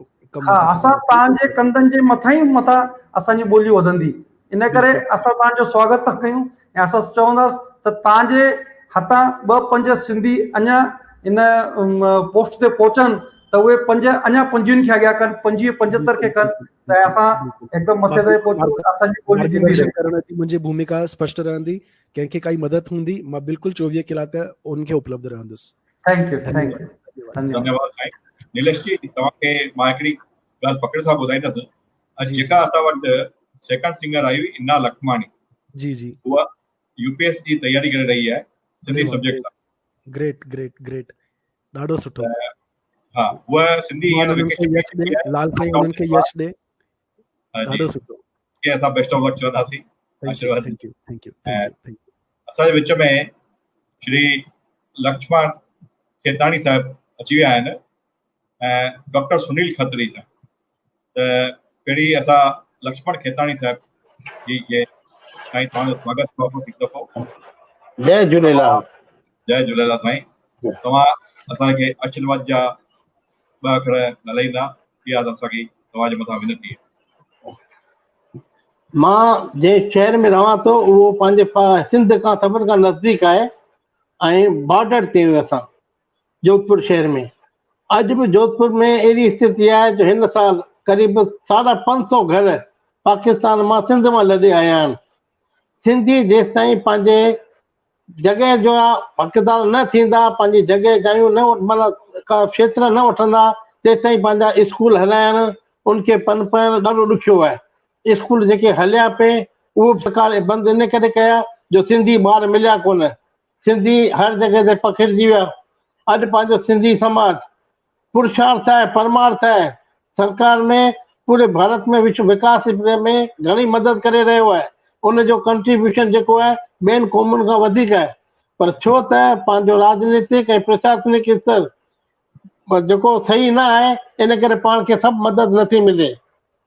पंहिंजा सिंधी महाराष्ट्र में घटि में घटि 1.5 लख पंहिंजो धर्म छॾे ईसाई धर्म अपनायो अथनि। हींअर बि जेके 550 परिवार जोधपुर में आया आहिनि, असां पंहिंजा जेको चेटी चंड जो मेलो लॻणो हो, उनजो जेको असां पैसो गॾु कयो उन्हनि खे वसाइण में लॻायोसीं। त असांजो जोधपुर जो जेको मिनिस्टर आहे, केंद्रीय मंत्री गजेंद्र सिंह शेखावत, उन असांजी भावनाऊं ॾिसी करे हुन व्यक्तिगत तौर सां असांखे मदद कई। उन्हनि खे हिकिड़े पहाड़ी क्षेत्र ते वसायो अथऊं। उहे वीचारा पाण सां गॾु सिर्फ़ु पंहिंजी भाषा ऐं संस्कृति खणी आया आहिनि। उन अहिड़ो कोरोना जी स्थिति में न त उन्हनि खे सुविधा आहे, न कोई राशन कार्ड आहे, न उन्हनि वटि को आधार कार्ड आहे जंहिंजे करे कोई सरकार उनखे बाध्य हुजे का मदद करण लाइ। अहिड़ी स्थिति में हुननि जी मदद करणु, उन्हनि खे पंहिंजो राशन पहुचाइणु, उन में छो त राजस्थान जी सरकार कांग्रेसी सरकार आहे, उहा चाहे उनजो त इहो चवणु आहे त ही सिंधी वोटर आहिनि भाजपा जा, असांखे त वोट ॾींदा कोन त हिननि खे छो वसायूं। हू वीचारा लाचार वेचारा थी करे अॼु की तारीख़ में पहाड़ी जे क्षेत्र में सीअ में गर्मी में मींहं में पंहिंजी तकलीफ़ूं कंहिंखे ॿुधाए बि नथा सघनि।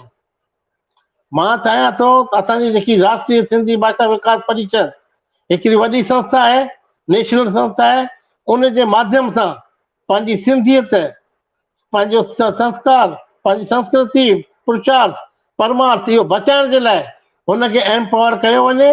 इन लाइ मां सभिनि खां वधीक ठहंदसि पंहिंजे शंकरलाल लालवानी खे, जे पंहिंजी सिंधी में ओथ वठी करे सिंधियत जो हुते अलॻि जॻह आयो आहे पार्लियामेंट में। अहिड़ा पंहिंजा भाउर जॾहिं वेठा आहिनि पार्लियामेंट में, त हाणे मां चाहियां थो त सिंधी खे हर तरह सां मदद कई वञे। सिंधियुनि में ख़ाली संस्कृति भाषा, जंहिंमें पंहिंजो तव्हांखे बबलानी साहब ॿुधायो त पाण केतिरो अॻियां आहियूं ऐं अॻिते केतिरो वधंदासीं, पर पंहिंजी संस्कृति, संगीत, फिल्म इंडस्ट्री प्लस खेल क्रिकेट, इहे सभु जेके आहिनि उन में हिकिड़ो हरवानी खां पोइ ॿियो कंहिंजो नालो ई न आयो। त इहा पंहिंजे लाइ शर्म जी ॻाल्हि आहे, जॾहिं की पाण वटि सभु साधन आहिनि ऐं साधन न बि हूंदा त पाण पंहिंजे पुरुषार्थ सां साधन ख़ुदि जनरेट करे सघूं था। देश विदेश में पाण कमाईंदासीं।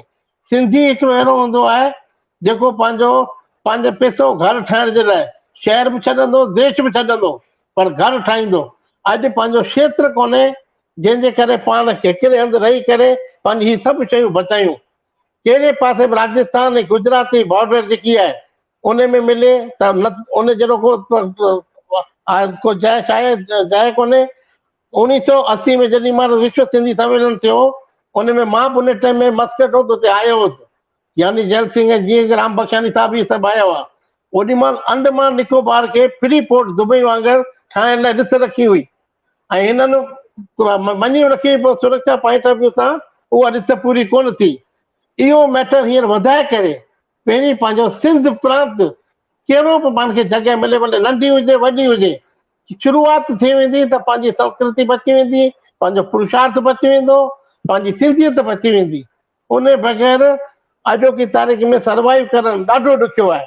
जेकॾहिं पंहिंजो प्रांत हूंदो त पंहिंजा सिंधी MLA बि ठाहींदा हुआ, MP बि ठाहींदा।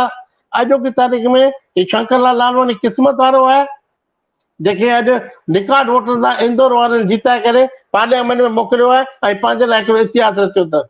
मां त इहा दुआ कंदुसि भॻवानु पंहिंजे सिंधियुनि खे हिकिड़ी अहिड़ी जॻह ॾे, उहा हिन सरकार में पॉसिबल आहे। दार सिर्फ़ु कश्मीर खां वठी करे सिंध ताईं राज कयो। अॼु पाण खे ॿियो न त अहिड़ी जॻह ॾियनि जेकी ही कुझु नथा वसाए सघनि, पाण सिंधी वसाए रखंदासीं। मां सभिनि खे इहा ई प्रार्थना कंदुसि त तव्हां असांजी जेकी राष्ट्रीय संस्था आहे उहा पंहिंजा कम ॾाढा सुठा करे रही आहे। NCPL खे मज़बूत करे जेकी शिलोंग ताईं पहुची वई आहे, हर जॻह ते हुन पंहिंजा कार्यक्रम कराया आहिनि ऐं इहे अञा बि अॻिते वधी सघे थी। ऐं उते असांजो प्रताप पंजानी जहिड़ो हिकिड़ो डायनामिक माण्हू वेठो आहे, उनखे बि मज़बूत कजे त पंहिंजो कमु ॾाढो सुठो सुहिणो ऐं बढ़िया थी वेंदो ऐं सिंधियत पंहिंजी बची वेंदी। इहो ई चई करे मां तव्हां मूंखे घुरायो, शरीक कयो, मां तव्हांजो थोराइतो आहियां। नारायण बबलानी साहब, रतन चावला जी, तव्हांजो थोराइतो शुक्रगुज़ार आहियां ऐं अॻिते बि असां लाइ का बि सेवा हूंदी मां तव्हांजे लाइ कंदुसि। मां हिते जोधपुर में जिला क्रिकेट संघ जो अध्यक्ष आहियां। असां 3 इंटरनेशनल मैच कराया आहिनि ऐं सभु कामयाब, जॾहिं की जोधपुर में एॾो ॿियनि शहरनि वांगुरु स्कोप कोन हो, पर तंहिंखां पोइ 35,000 36,000 असां दर्शक गॾु करे काफ़ी कुझु हिते करायो आहे। घणेई उन्हनि खे स्टूडेंट खे असां नौकरियूं बि ॾियारायूं आहिनि रिस्पोर्ट कोटा में, पर सिंधी पंहिंजा ॿार ख़ाली दुकाननि ते वियो था रहनि, उन्हनि खे गॾु नथा करे सघूं। इहा पंहिंजे लाइ वॾी में वॾी मजबूरी आहे। अहिड़ी संस्था हुजे NCPSL जेकी हर क्षेत्र में पंहिंजो कमु वधाए। बसि इहो चई करे मां तव्हां सभिनी खे धन्यवाद थो ॾियां, शुक्रगुज़ार थो थियां। थैंक यू, जय झूलेलाल। जीअं त तव्हां क्रिकेट जा सां जुड़ियल आहियो, त असांजे जी रामचंद, जेके जो पूरो नालो जी रामचंद सिपमलाणी हो, अॼु हुननि जो वरसीअ जो ॾींहुं आहे। हुननि ऑस्ट्रेलिया जे मथां असांखे ॿेड़ी विकेट ॾियारी हुई, त इहा मां तव्हांखे यादि करे ॾेखारियां। मां रोज़ असांजे जेके बि क्रिकेटर या जेके वॾा माण्हू थी विया आहिनि उन्हनि जे बारे में मां रोज़ विझंदो आहियां, ऐं हाणे कोशिशि कंदी अगरि NCPSL असांखे मदद कंदी त 365 ॾींहंनि जा मां 365 आर्टिकल वॾा जेके सिंधी माण्हू थी विया आहिनि उन्हनि जे बारे में हिकिड़ो किताबु मां लिखियो आहे, जेका मूं वटि जानकारी आहे उहा मां प्रिंटिंग कराइणु चाहींदुसि। इहा अगरि NCPSL मूंखे मदद मिली त मां इहो कमु ज़रूरु कंदुसि। जय झूलेलाल। जय झूलेलाल। जय झूलेलाल। असांजे विच में डॉक्टर सुनील खत्री साहिब, डॉक्टर सुनील खत्री साहिब उज्जैन मां आहिनि, जेके हिकु वॾा एजुकेशनिस्ट आहिनि ऐं हुननि जा 2 CBSE स्कूल बि हलंदा आहिनि। डॉक्टर सुरेश खत्री साहिब जी खे स्क्रीन ते खणो वञे। Doctor Suresh Khatri from Ujjain. सुनील खत्री। हरिओम। कण कण में विराजमान परमपिता परमेश्वर खे न भा सभु सही आहे। वॾनि जो मार्गदर्शन पिणु मिलणु ज़रूरी आहे। मां सभिनी खां खत्री साहिब खे चवंदुसि कि हू थोरो वक़्त जो तकाज़ो ॾिसी करे असांखे पंहिंजा अखर ॻाल्हाए। असां वधीक फॉर्मेलिटी में नथा पायूं। हुनजो वेलकम आहे डॉक्टर सुरेश खत्री साहिब। ओवर टू साईं, हाणे तव्हां ॻाल्हायो।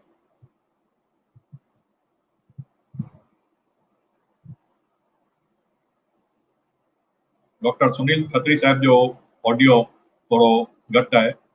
असांजे विच में डॉक्टर हीरा राजवाणी, जेका जूनागढ़ गुजरात सौराष्ट्र मां जुड़ी रही आहे,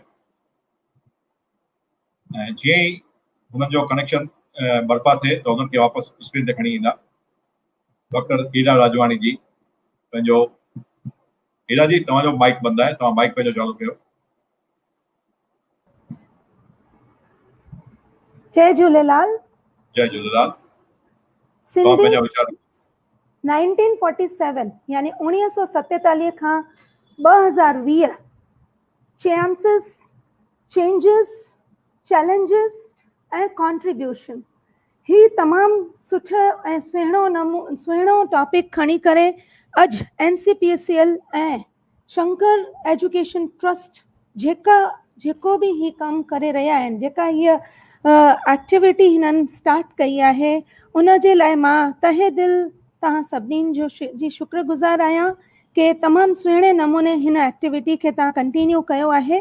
सिंधियुनि हर खेत्र में तरक़ी कई आहे, उहो चाहे कल्चर हुजे, एजुकेशन हुजे, पॉलिटिक्स हुजे, बिज़नेस हुजे, हर कंहिं खेत्र में सिंधियुनि पंहिंजी घणी तरक़ी कई आहे।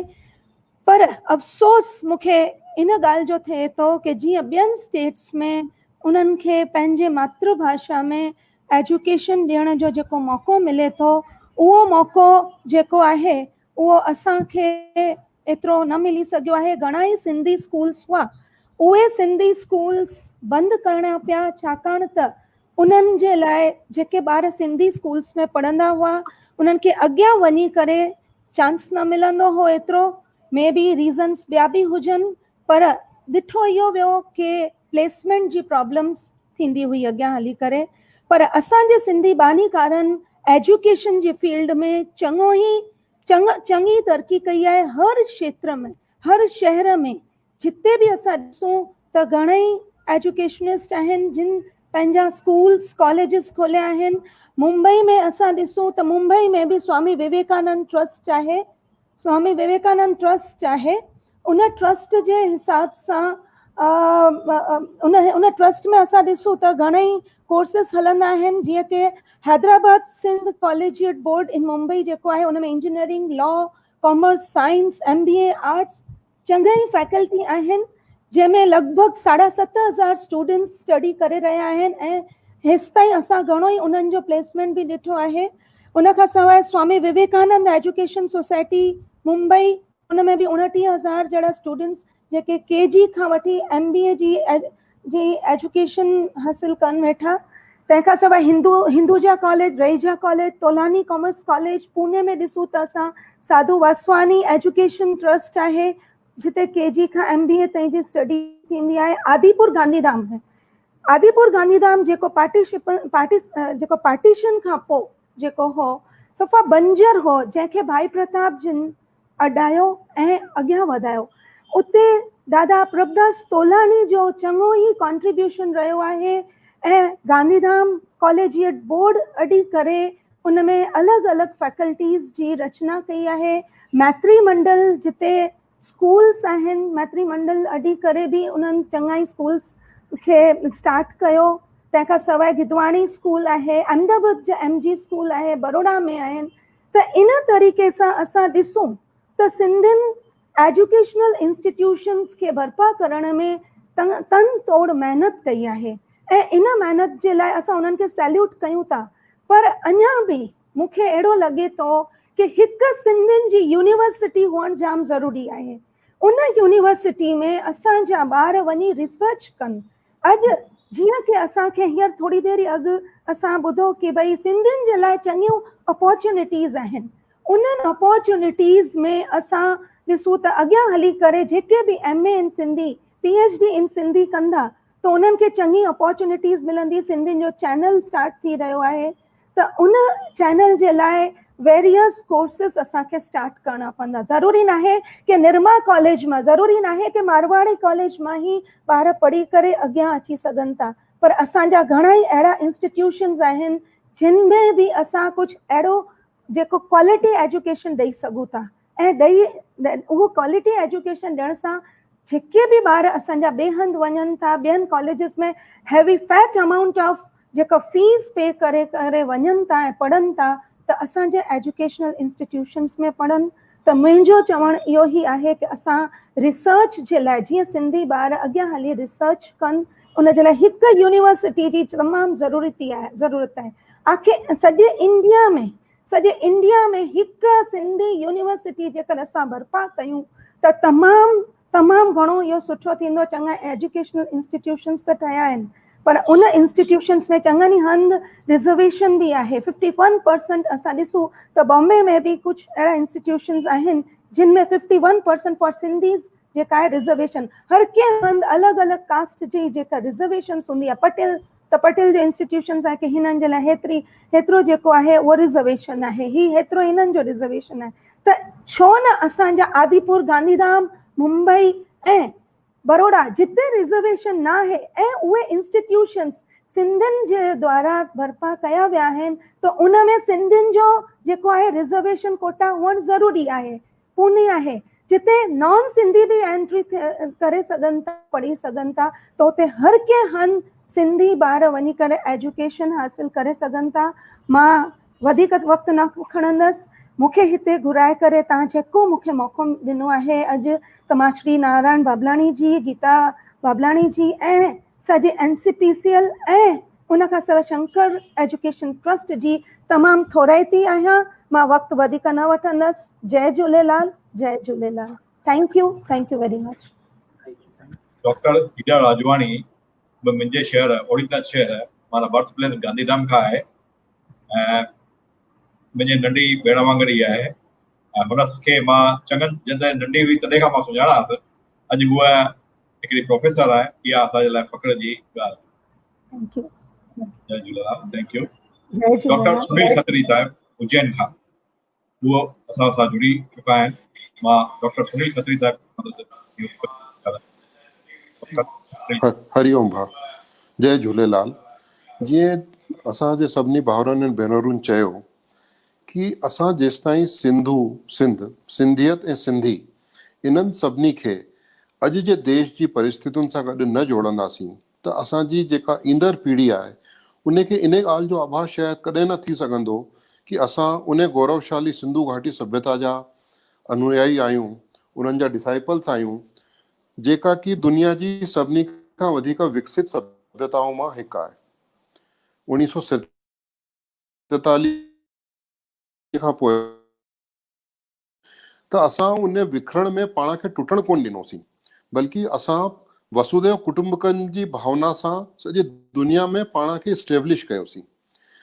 अॼु जीअं भा नारायण चयो कि हू हिकु किताब लिखण था चाहिनि जंहिंमें कि 365 ॾींहंनि में जेके सिंधी भाउर असांजा भेनरूं उन्हनि सुठा कम जेके कया आहिनि या जे हर फील्ड में जे एक्सपर्ट आहिनि उन्हनि जे बारे में ईंदड़ जनरेशन खे पंहिंजी ॼाण ॾियनि।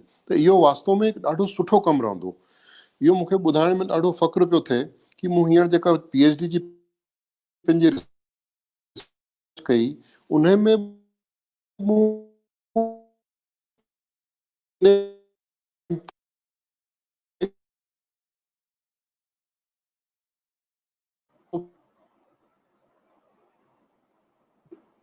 नारायण चयो कि क्रिकेट अॼु कि स्पोर्ट भेरो टेस्ट क्रिकेट खेलण चालू कयो 1932 में, त जेको पहिरियों असांजो ओपनर बैट्समैन हो उहो बि हिकु सिंधी हो, नाऊमल जियोमल। इहा ॻाल्हि सही आहे कि उन खां पोइ क्रिकेट में को वधिया नाला कोन जोड़े सघियासीं, पर ॿिया अहिड़ा घणेई स्पोर्ट्स आहिनि जीअं ताइक्वांडो आहे,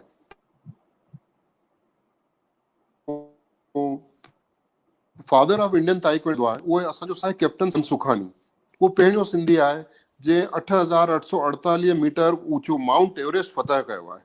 त इहो असांजे लाइ वास्तव में गर्व जी ॻाल्हि आहे कि जॾहिं हुन 1 मई 2018 ते माउंट एवरेस्ट ते तिरंगे झंडे सां गॾु असांजे साईं झूलेलाल जी फोटो वारो हिकु झंडो फहिरायईं त उन ॾींहुं सिंधियुनि जो फ़ख्रु माउंट एवरेस्ट वांगुरु वॾो थी वियो हो।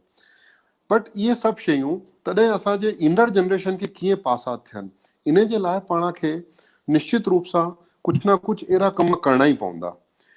सभिनी खां वॾो कमु आहे कि एडमिनिस्ट्रेटिव सर्विसिस में सिंधियुनि जो एंट्री थियणु। इन जे लाइ मां सभिनी भाउरनि खे हिकु ॻाल्हि ॿुधाइणु चाहींदुसि कि लखनऊ सोसाइटी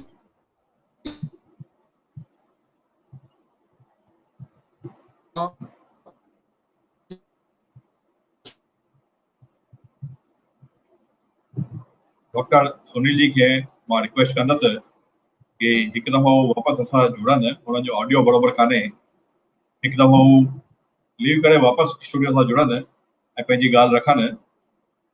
असांजे विच में निखिल राजपाल जी अगरि जुड़ी विया हुजनि त उन्हनि खे स्क्रीन ॾेखारणो। अच्छा, जय झूलेलाल सर। जय झूलेलाल साईं, तव्हांखे असां वेट करायो, तव्हांजो धन्यवाद। जी ॿुधायो असां वटि पंहिंजा वीचार रखंदा जी सर। जीअं त असांजो अॼु जो टॉपिक आहे त चेंजिस, चैलेंजिस, चांसिस ऐं कॉन्ट्रीब्यूशन 1947 खां 2020 ताईं सिंधियुनि छा कयो आहे। जेके बि महज़िज़ महिमाननि जिन बि मूंखां ॻाल्हायो उन्हनि केतिरी इंफॉर्मेशन ॾिनी, केतिरी ॼाण ॾिनी, ॾाढी सुठी हुई ऐं जाम मां चवंदुमि त अहिड़ी इंफॉर्मेशन हुई जेका केतिरनि ई माण्हुनि खे ख़बर कोन आहे।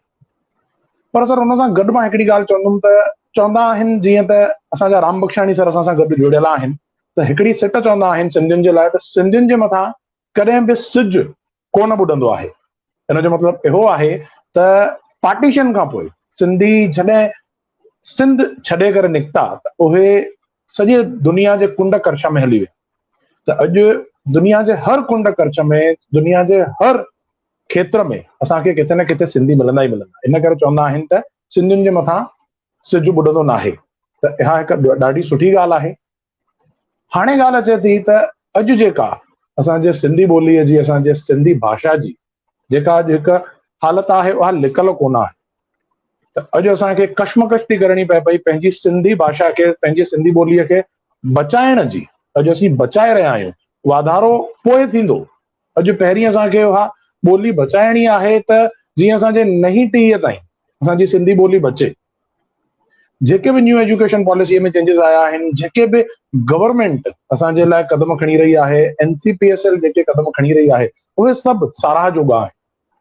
उहे सभु जेके बि कार्य थी रहिया आहिनि केतिरा ई कार्य थी विया आहिनि, पर कुझु जेके चेंजिस आहिनि, जीअं त एजुकेशन पॉलिसी अञा अचणी आहे, ॿिया जेके अपॉर्चुनिटीज़ असांजे साम्हूं असांजे मुअज़्ज़िज़ महिमाननि रखियूं, त हे अपॉर्चुनिटीज़ मुस्तक़बिल में अचण वारियूं आहिनि असांजे सिंधीज़ जे लाइ। त इन्हनि खे अचण में अञा कुझु वक़्तु लॻंदो, पर तेसि ताईं बि असां पंहिंजे सिंधी ॿोलीअ खे बचाइण लाइ ऐं वाधारे लाइ सिर्फ़ु हिकु बुनियादी कमु जेकॾहिं शुरू करे छॾियऊं अॼु खां ई, त उहो इहो आहे त असां पंहिंजे नई टहीअ खे पंहिंजी सिंधी ॿोलीअ जी रिचनेस उहा उन्हनि ताईं पहुचायूं, जेके असां पंहिंजे घर में, उन लाइ असांखे वधीक कुझु बि कोन करिणो आहे। असांखे पंहिंजे घर में ॿारनि सां नई टहीअ सां सिंधीअ में ॻाल्हाइणो आहे। सर, मां तव्हांखे हिकिड़ी ॻाल्हि इहा नोट कराइणु चाहींदुमि त अॼु जी जेका टही आहे उहा लॉजिक जे पुठियां वधीक हलंदी आहे। मां हिकु कोचिंग क्लास हलाईंदो आहियां, जंहिंजे करे मुंहिंजी असांजे न्यू जनरेशन सां डेली बेसिस ते इंटरेक्शन थींदो आहे, त मां उन्हनि जे साइकोलॉजीअ खे, उन्हनि जे मेंटेलिटीअ खे चङी तरह सम्झंदो आहियां। त अॼु जी जेका जनरेशन आहे उहा चए थी असांखे का बि ॻाल्हि तव्हां चओ था त असांखे हुनजे पुठियां लॉजिक खपे, असां ईअं ई हुन ॻाल्हि ते विश्वास कोन कंदासीं।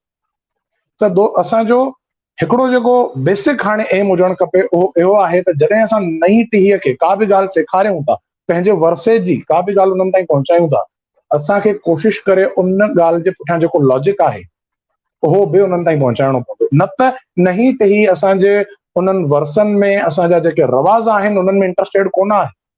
मां हिकिड़ो मिसाल ॾींदुमि त असां सिंधियुनि जो हिकिड़ो ॾिणु थींदो आहे अन्न मटियो। उन अन्न मटियो ॾिण ते छा थींदो आहे त मां पंहिंजे घर में रोटी ठाहींदुमि, पर उहा मां न खाईंदुमि। मां ऐं पासे वारो मुंहिंजे घर में जेको रहंदो आहे पाड़ेसरी, उहो बि रोटी ठाहींदो, पर उहो पंहिंजे घर जी रोटी ठाहियल कोन खाईंदो। असां ॿिन्ही खे हिक ॿिए खां उहा रोटी घुरणी आहे। मुंहिंजी ठाहियल रोटी मुंहिंजो पाड़ेसरी मूंखां अची घुरंदो, मां हुनजे घर जी रोटी हुन खां घुरंदुमि। इहो ॾिणु असांजे वॾड़नि, असांजे पूर्वजनि इन करे ठाहियो जीअं असां में निमाणाइप अचे, जीअं असांखे लॻे त हा असां रोटी घुरी करे बि खाधी आहे। ॿियो मिसाल ॾींदुमि त जॾहिं थधिड़ी थींदी आहे या गोगियो थींदो आहे असांजे घर में, त असीं थधो पचाईंदा आहियूं। हिकिड़ो ॾींहुं अॻु रोटी ठाहे उनखे ॿियो सॼो ॾींहुं खाईंदा आहियूं, वरताईंदा आहियूं। उनजो लॉजिक इहो आहे त असांखे किथे न किथे कलो की रोटी ठहियल बचियल रोटी खाइण जी हिकु आदत हुजे। भॻवान न करे कॾहिं अहिड़ो ॾींहुं असांखे ॾिसणो पए जो असांखे रखियल या कलो की रोटी खाइणी पए, त असां उन लाइ बि तयारु हुजूं। त अहिड़नि असांजे ॾिणनि जे पुठियां केतिरा ई लॉजिक्स आहिनि, पर किथे न किथे उहे लॉजिक्स गुम थी वेंदा आहिनि ऐं इहे लॉजिक्स न ॼाणण करे असांजी नई टही जेका आहे उहा असांजे इन ॿोलीअ में इंट्रस्ट नथी खणे, ऐं किथे न किथे उहो पोइ ॿियनि ॿोलियुनि लाइ, ॿियनि रवाज़नि जे लाइ अट्रैक्ट था थियनि।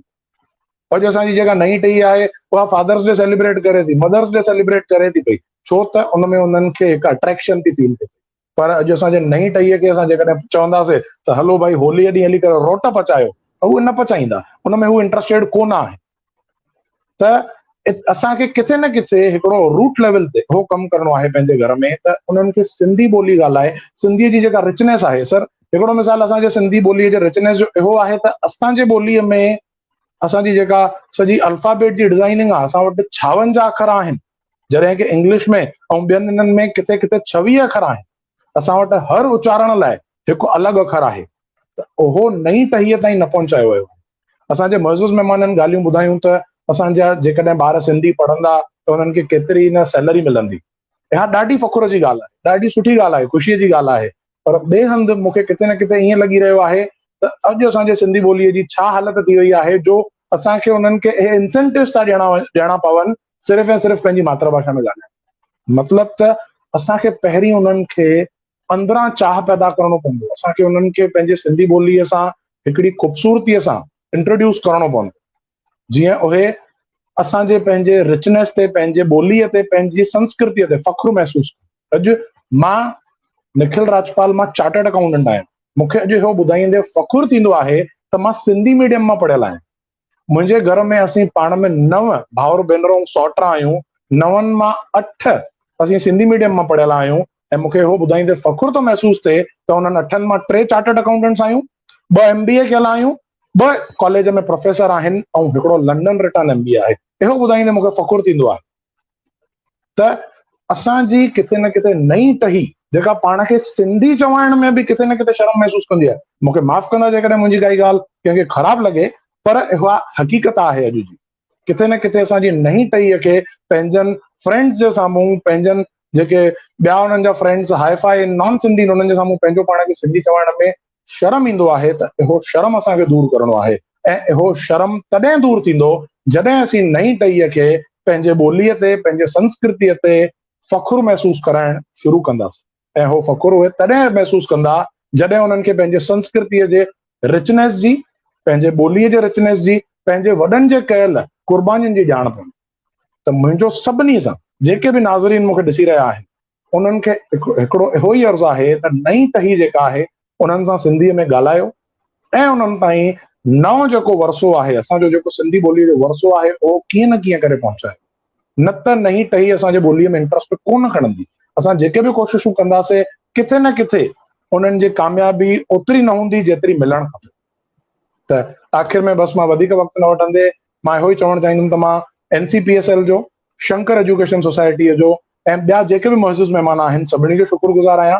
असांजा जेके बि नाज़रीन मूंखे ॾिसी रहिया आहिनि मां उन्हनि जो बि शुक्रगुज़ार आहियां जो सबुर सां तव्हां मुंहिंजियूं इहे ॻाल्हियूं ॿुधियूं।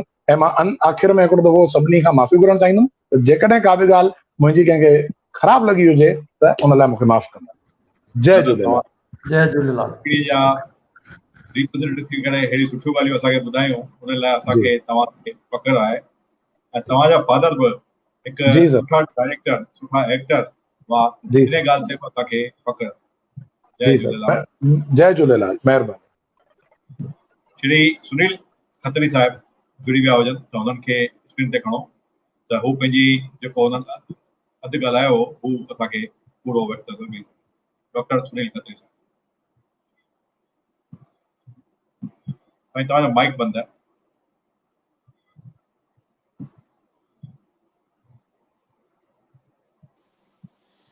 जी भाउ, हरिओम। इंटरनेट जी कनेक्टिविटी जो शायदि हालांकि वाईफाई में वेठो आहियां, त मूं चवणु इहो पिया चाहियो कि अहिड़ी का फील्ड कोन्हे जंहिंमें असां सिंधियुनि जो कॉन्ट्रीब्यूशन न हुजे, चाहे उहो एडमिनिस्ट्रेशन हुजे, चाहे हाउसिंग कम्युनिटी हुजे। इवन आश्चर्य जी ॻाल्हि तव्हांखे ॿुधाइणु चाहींदुसि, डिफेंस। हिते जे आम माण्हुनि जे दिमाग़ में इहा कल्पना रहंदी आहे कि सिंधी आहिनि उहे आर्मी में थोरी हूंदा, डिफेंस में थोरी हूंदा। पर तव्हांखे मां ॿुधायां कि फ्लाइंग लेफ्टिनेंट चेरी राणे 1962 जे वार में ये शहीद थिया, इन्हनि खे वीर चक्र मिलियो। किशन मलकानी साहब जेके 1971 जे वार में शहीद थिया, उन्हनि खे वीर चक्र मिलियो। ब्रिगेडियर चंदर आडवानी 1965 जे वार में शामिल थिया हुआ, उन्हनि खे अति विशिष्ट सेवा मेडल मिलियो हो। फ्लाइंग लेफ्टिनेंट प्रेम रामचंदानी खे शायदि अधिकतर माण्हू सुञाणनि छोकी उन्हनि जे नाले ते बॉम्बे में हिकु रोड ऐं हिकु चौक जो नालो आहे, उन्हनि खे बि मरणोपरांत वीर चक्र मिलियो। वाइस एडमिरल गुलाब हीरानंदानी, ये नेवी जा असांजा वाइस चीफ रहिया 1987 में, इन्हनि खे परम विशिष्ट सेवा मेडल मिलियो। कारगिल वार जा हीरो बि हिकु सिंधी हो, असांखे इहो ॿुधाइण में फ़ख्रु थियणु खपे। स्क्वाड्रन लीडर अजय आहूजा जेको कि शहीद थियो कारगिल जे वार में 29 मई 1999 ते, उन्हनि खे वीर चक्र मिलियो। असांजो सिंधी वॾा भाउ RH टहलियानी साहब, एडमिरल साहब, उहे आर्मी चीफ रहिया नेवी जा।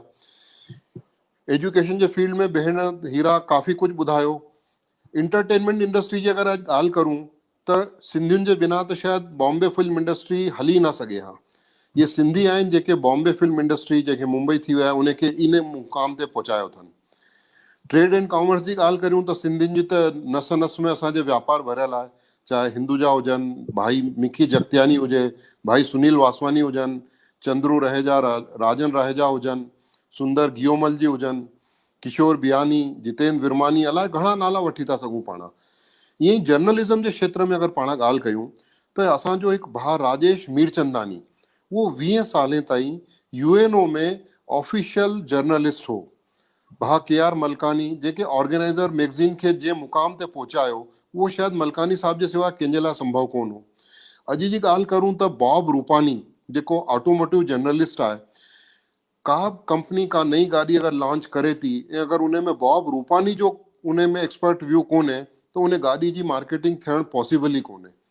त इहो असांजो हर फील्ड में कंट्रीब्यूशन आहे। जुडिशरी जी अगरि असां ॻाल्हि करूं त जस्टिस HK चेनानी साहब, जस्टिस विजया तेहल रमानी, जस्टिस इसरानी। अगरि वकालत जी ॻाल्हि करूं त दादा राम जेठमलानी। सभिनी खां वॾो कॉन्ट्रीब्यूशन ॾिसणु अचे थो, उहो ॾिसणु अचे थो हेल्थ एंड मेडिसिन में। अगरि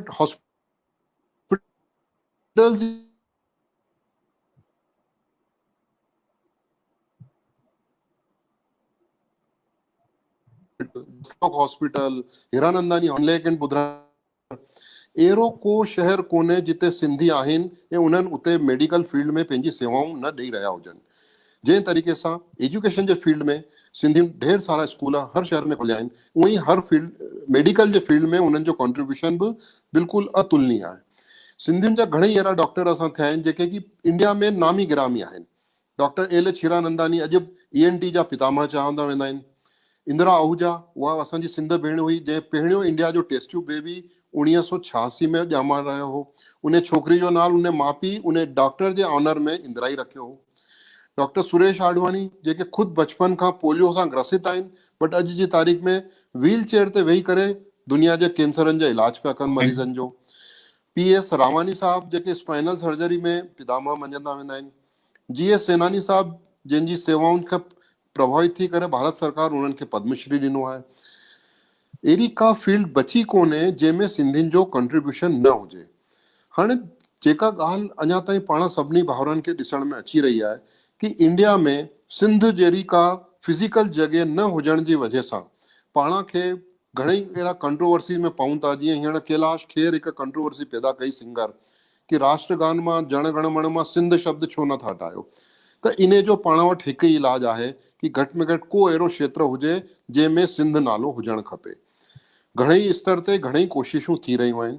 मुंहिंजो इन में हिकु सुझाव आहे कि धारा 1370 जॾहिं खां जम्मू कश्मीर में ख़तमु थी आहे उते 2 यूनियन टेरिटरियूं ठहियूं आहिनि, हिकु जम्मू कश्मीर ऐं ॿी लेह एंड लद्दाख। तव्हां सभिनी भाउरनि खे इहो ॼाण करे ख़ुशी थींदी कि जेका पंहिंजी सिंधु नदी आहे जंहिंजे आधार ते पंहिंजे देश जो नालो थियो आहे, पंहिंजी संस्कृति आहे, उहा मानसरोवर झील मां निकिरी रही आहे ऐं इंडिया में जॾहिं उहा एंट्री करे थी त सभिनी खां पहिरीं उन जी एंट्री लेह में थी रही आहे। ऐं उन खे ऑनर करण लाइ ई दादा आलके आडवाणी सर सन 1994 खां उते सिंधु दर्शन यात्रा आयोजित करे रहिया आहिनि।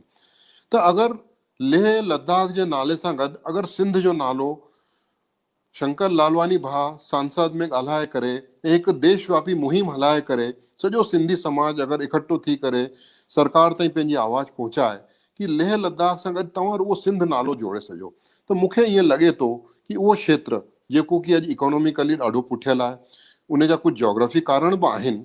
त अगरि सॼे दुनिया जा सिंधी जेके पंहिंजी कर्मठता जे लाइ, पंहिंजी पुरुषार्थ जे लाइ सॼी दुनिया में अॼु पंहिंजी सुञाणप ठाही चुका आहियूं, अगरि असां सभिनी खे सरकार इहा चए कि सिंध जो नालो असां लेह लद्दाख सां गॾु जोड़ी रहिया आहियूं, तव्हां अचो इन क्षेत्र जो विकास करो, त मूंखे ईअं लॻे थो कि प्रैक्टिकली इहो हिकु आस्पेक्ट ॾाढो सफल थी थो सघे। ऐं इन सां पाण खे जेको सिंध पाण खे छुटिजी वई हुई 1947 में, उहा थी सघे थो असांखे उन ई रूप में वापसि मिले ऐं असांखे सिंधु नदी जे किनारे ते ई उहा सिंध वापसि मिले। त मूंखे लॻे थो इन खां वधीक सुठी ॻाल्हि असांजे लाइ ॿी कान नथी थी सघे। त मुंहिंजो अॼु जे हिन कार्यक्रम जे सभी जेके आयोजक आहिनि, जेके दर्शक आहिनि, उन सभिनी सां हिकु ई निवेदन आहे कि मां पंहिंजे स्तर सां हिकु ई मुहिम चालू करे रहियो आहियां। इन जो अप्रूवल विक्रम यूनिवर्सिटी जी रिसर्च डिपार्टमेंट ॾाढे सुठे तरीक़े सां मुंहिंजे इन अप्रूवल कयो आहे। त मुंहिंजो तव्हां सभिनी सां इहो ई निवेदन आहे कि अगरि तव्हां सभु भाउर इन सां सहमत हुजो त पाण हिकु देशव्यापी आंदोलन हलायूं, पाण सभु ॼणा भारत सरकार खे, गृह मंत्रालय खे ऐं PM ऑफिस खे रुॻो चिठियूं मोकिलियूं, उन्हनि खे मेल करियूं, ताकि असांजो इहो नालो जेको आहे सिंध नालो उहो लेह लद्दाख जे यूनियन टेरिटरी सां गॾु जुड़ी वञे ऐं असांखे उते उन जे क्षेत्र खे डेवलप करण जे लाइ थोरी सी कुझु प्रायोरिटीज़ गवर्नमेंट डिसाइड करे ॾे। त इहो मां दावो थो करां कि असां सिंधी जेको कोल्ड डेज़र्ट आहे उन खे दुनिया जो सभिनी खां विकसित क्षेत्र में हिकु ठाहे करे छॾंदासीं। अगरि दुबई में सिंधी न हुजनि हा त अॼु दुबई छा हुजे हा, इहो सभु पाण सम्झी था सघूं। त अगरि असां सिंधी भाउर दुबई खे वञी दुबई ठाही था सघूं त पाण सिंध खे ठाहिण जे लाइ लेह लद्दाख खे स्वर्ग छो न ठाहींदासीं, इहो पाण सभिनी खे निश्चित रूप सां सोचणु खपे। मां अॼु जे हिन कार्यक्रम में मूंखे शामिल करण जे लाइ NCPSL जो आभारी आहियां, साथ ई मां आभारी आहियां शंकर एजुकेशन सोसाइटी जो, सभिनी खां वधीक आभारी आहियां मां भाउ नारायण बाबलानी जो। ऐं मां पुनः निवेदन थो करां कि अगरि मुंहिंजे इन प्रपोज़ल सां तव्हां सहमत हुजो त महिरबानी करे इन मुहिम में पाण सभु इकट्ठा थी करे शामिल थियूं, ताकि लेह लद्दाख ऐं सिंध इहा यूनियन टेरिटरी अगरि असांखे मिली वञे त असांखे ॾाढी वॾी उपलब्धि थी थी सघे ऐं असांजी घणेई सारी प्रॉब्लम्स सॉल्व थी थियूं सघनि। जय हिंद, जय झूलेलाल, हरिओम। जय झूलेलाल, जय झूलेलाल। मां रतन चावला जी खे रिक्वेस्ट कंदुसि कि अॼु जो वोट ऑफ थैंक्स चओ। श्री रतन चावला जी। जय झूलेलाल। अॼु असांजे सिंधी 1947 टू 2020 मां सभिनि खां पहिरियों राष्ट्रीय सिंधी ॿोली विकास परिषद जो आभारी आहियां, जंहिंजे मार्फत अॼु असां शंकर एजुकेशन सोसाइटी जे मदद सां इहो सुठो 3 ॾींहंनि जो हिकु डिबेट असां हिते करे सघियासीं। हिन डिबेट जे अंदरि 3 ॾींहंनि जे अंदरि जेके बि असांजा महाअनुभवी असांजा भाउर असांजी भेनरियूं उन्हनि में सहभाग वधो ऐं पंहिंजा पंहिंजा वीचार, चांसिस, चैलेंजिस, चेंजिस ऐं कंट्रीब्यूशन जे अंदरि सभिनि जे साम्हूं पेश कया। मां उन्हनि सभिनि जो शुक्रगुज़ार आहियां। ख़ासि करे अॼु जे ॾींहं में मां जशनमल दादा जो सभिनि खां पहिरियों मां उन्हनि जो शुक्रगुज़ार आहियां जे असांजे हिन सुठे प्यारे कार्यक्रम जे अंदरि अची करे असां सभिनि खे आशीर्वाद ॾिनो, सिंधी ॿोलीअ खे आशीर्वाद ॾिनो ऐं एकता जे अंदरि रहण लाइ हिकु असांखे संदेश ॾिनो। मां असांजे भाउ नीलेश शिरंगी उन्हनि जो बि शुक्रगुज़ार आहियां जे पंहिंजे कर्मठ कमनि सां सॼे सिंधी समाज लाइ हाणे उन्हनि कमु शुरू कयो आहे। मां उन्हनि खां अपेक्षा थो रखां पंहिंजी ज़िंदगी भर सॼे सिंधियुनि जी शेवा कंदा रहंदा। मां दादा डॉक्टर राम बख्शानी जो बि शुक्रगुज़ार आहियां जे पंहिंजा अमोल समय कढी करे दुबई में असांखे मार्गदर्शन कयो। मां दादा डॉक्टर सुरेश बोबलानी जो शुक्रगुज़ार आहियां ऐं मां उन्हनि जेकी एडुकेशनल जे अंदरि ऐं सिंधी असांजे टीचर्स लाइ जेकी हिकु स्पेस ॾेखारी भई ईंदड़ सालनि में असांखे घणियूं जॻहियूं मिली थियूं सघनि कमु करण जे लाइ सिंधियत लाइ, मां उन्हनि लाइ उहो शुक्रगुज़ार आहियां। ऐं मां दादा लक्ष्मण खेतानी अंकल जो बि शुक्रगुज़ार आहियां। मां डॉक्टर सुनील खेतानी अंकल जो बि शुक्रगुज़ार आहियां जे हिकु सुठी हिकु प्रपोज़ल सिंध प्रांत लाइ ॾिनो आहे ऐं सभु इन जे अंदरि जे हा थींदा हिकु इहा सुठी ॻाल्हि थींदी। मां निखिल जी जो त ख़ासि शुक्रगुज़ार आहियां जेके अॼु असांजे युवा सिंधी ॿारनि जो नेतृत्व करण जी उन्हनि खे हिकु मूंखे उन जे अंदरि हिकु हुब ॾिसणु आई ऐं मां तव्हांखे अर्ज़ु कंदुसि तव्हां इहा पंहिंजी जेकी हुब आहे इहा हमेशह बरक़रार रखंदा, सिंधियुनि जे ॿारनि जे असांजे जेके सिंधी ॿार आहिनि उन्हनि जे मन जे अंदरि जोत जॻाईंदा रहंदा ऐं मूंखे तव्हां मां ॾाढियूं अपेक्षाऊं आहिनि।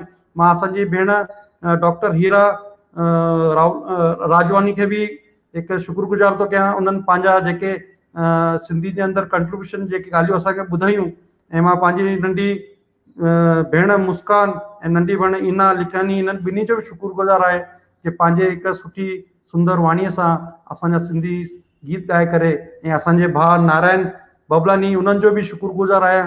ऐं मां ख़ासि करे इना लखवानी जो शुक्रगुज़ार आहियां जे असांजे लखवानी भाउ जो सुठो सुंदर हिकु असांजे शहीद भगवत कंवरराम जे मथां गीत ॻाए ऐं हुन जा जेके ॿोल असांजे भाभीअ लिखिया आहिनि, मां भाभीअ जो बि शुक्रगुज़ार आहियां।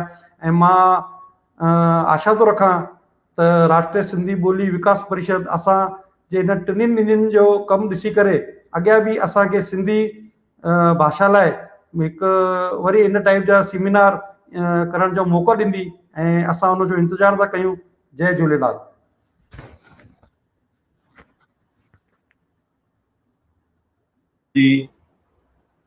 हिकु प्रार्थना सां गॾु असांजो सिंधी 1947 टू 2020 समाप्त थो कयां।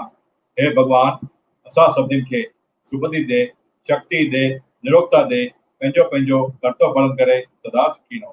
हे भॻवान असां सभिनीनि खे शुभदी दे, शक्ति दे, निरोगता दे, पंहिंजो पंहिंजो कर्तव्य पालन करे सदा सुखी रहूं ऐं असां सिंधियत जी जोत सदा जॻाईंदा रहूं। जय झूलेलाल, जय झूलेलाल, जय झूलेलाल।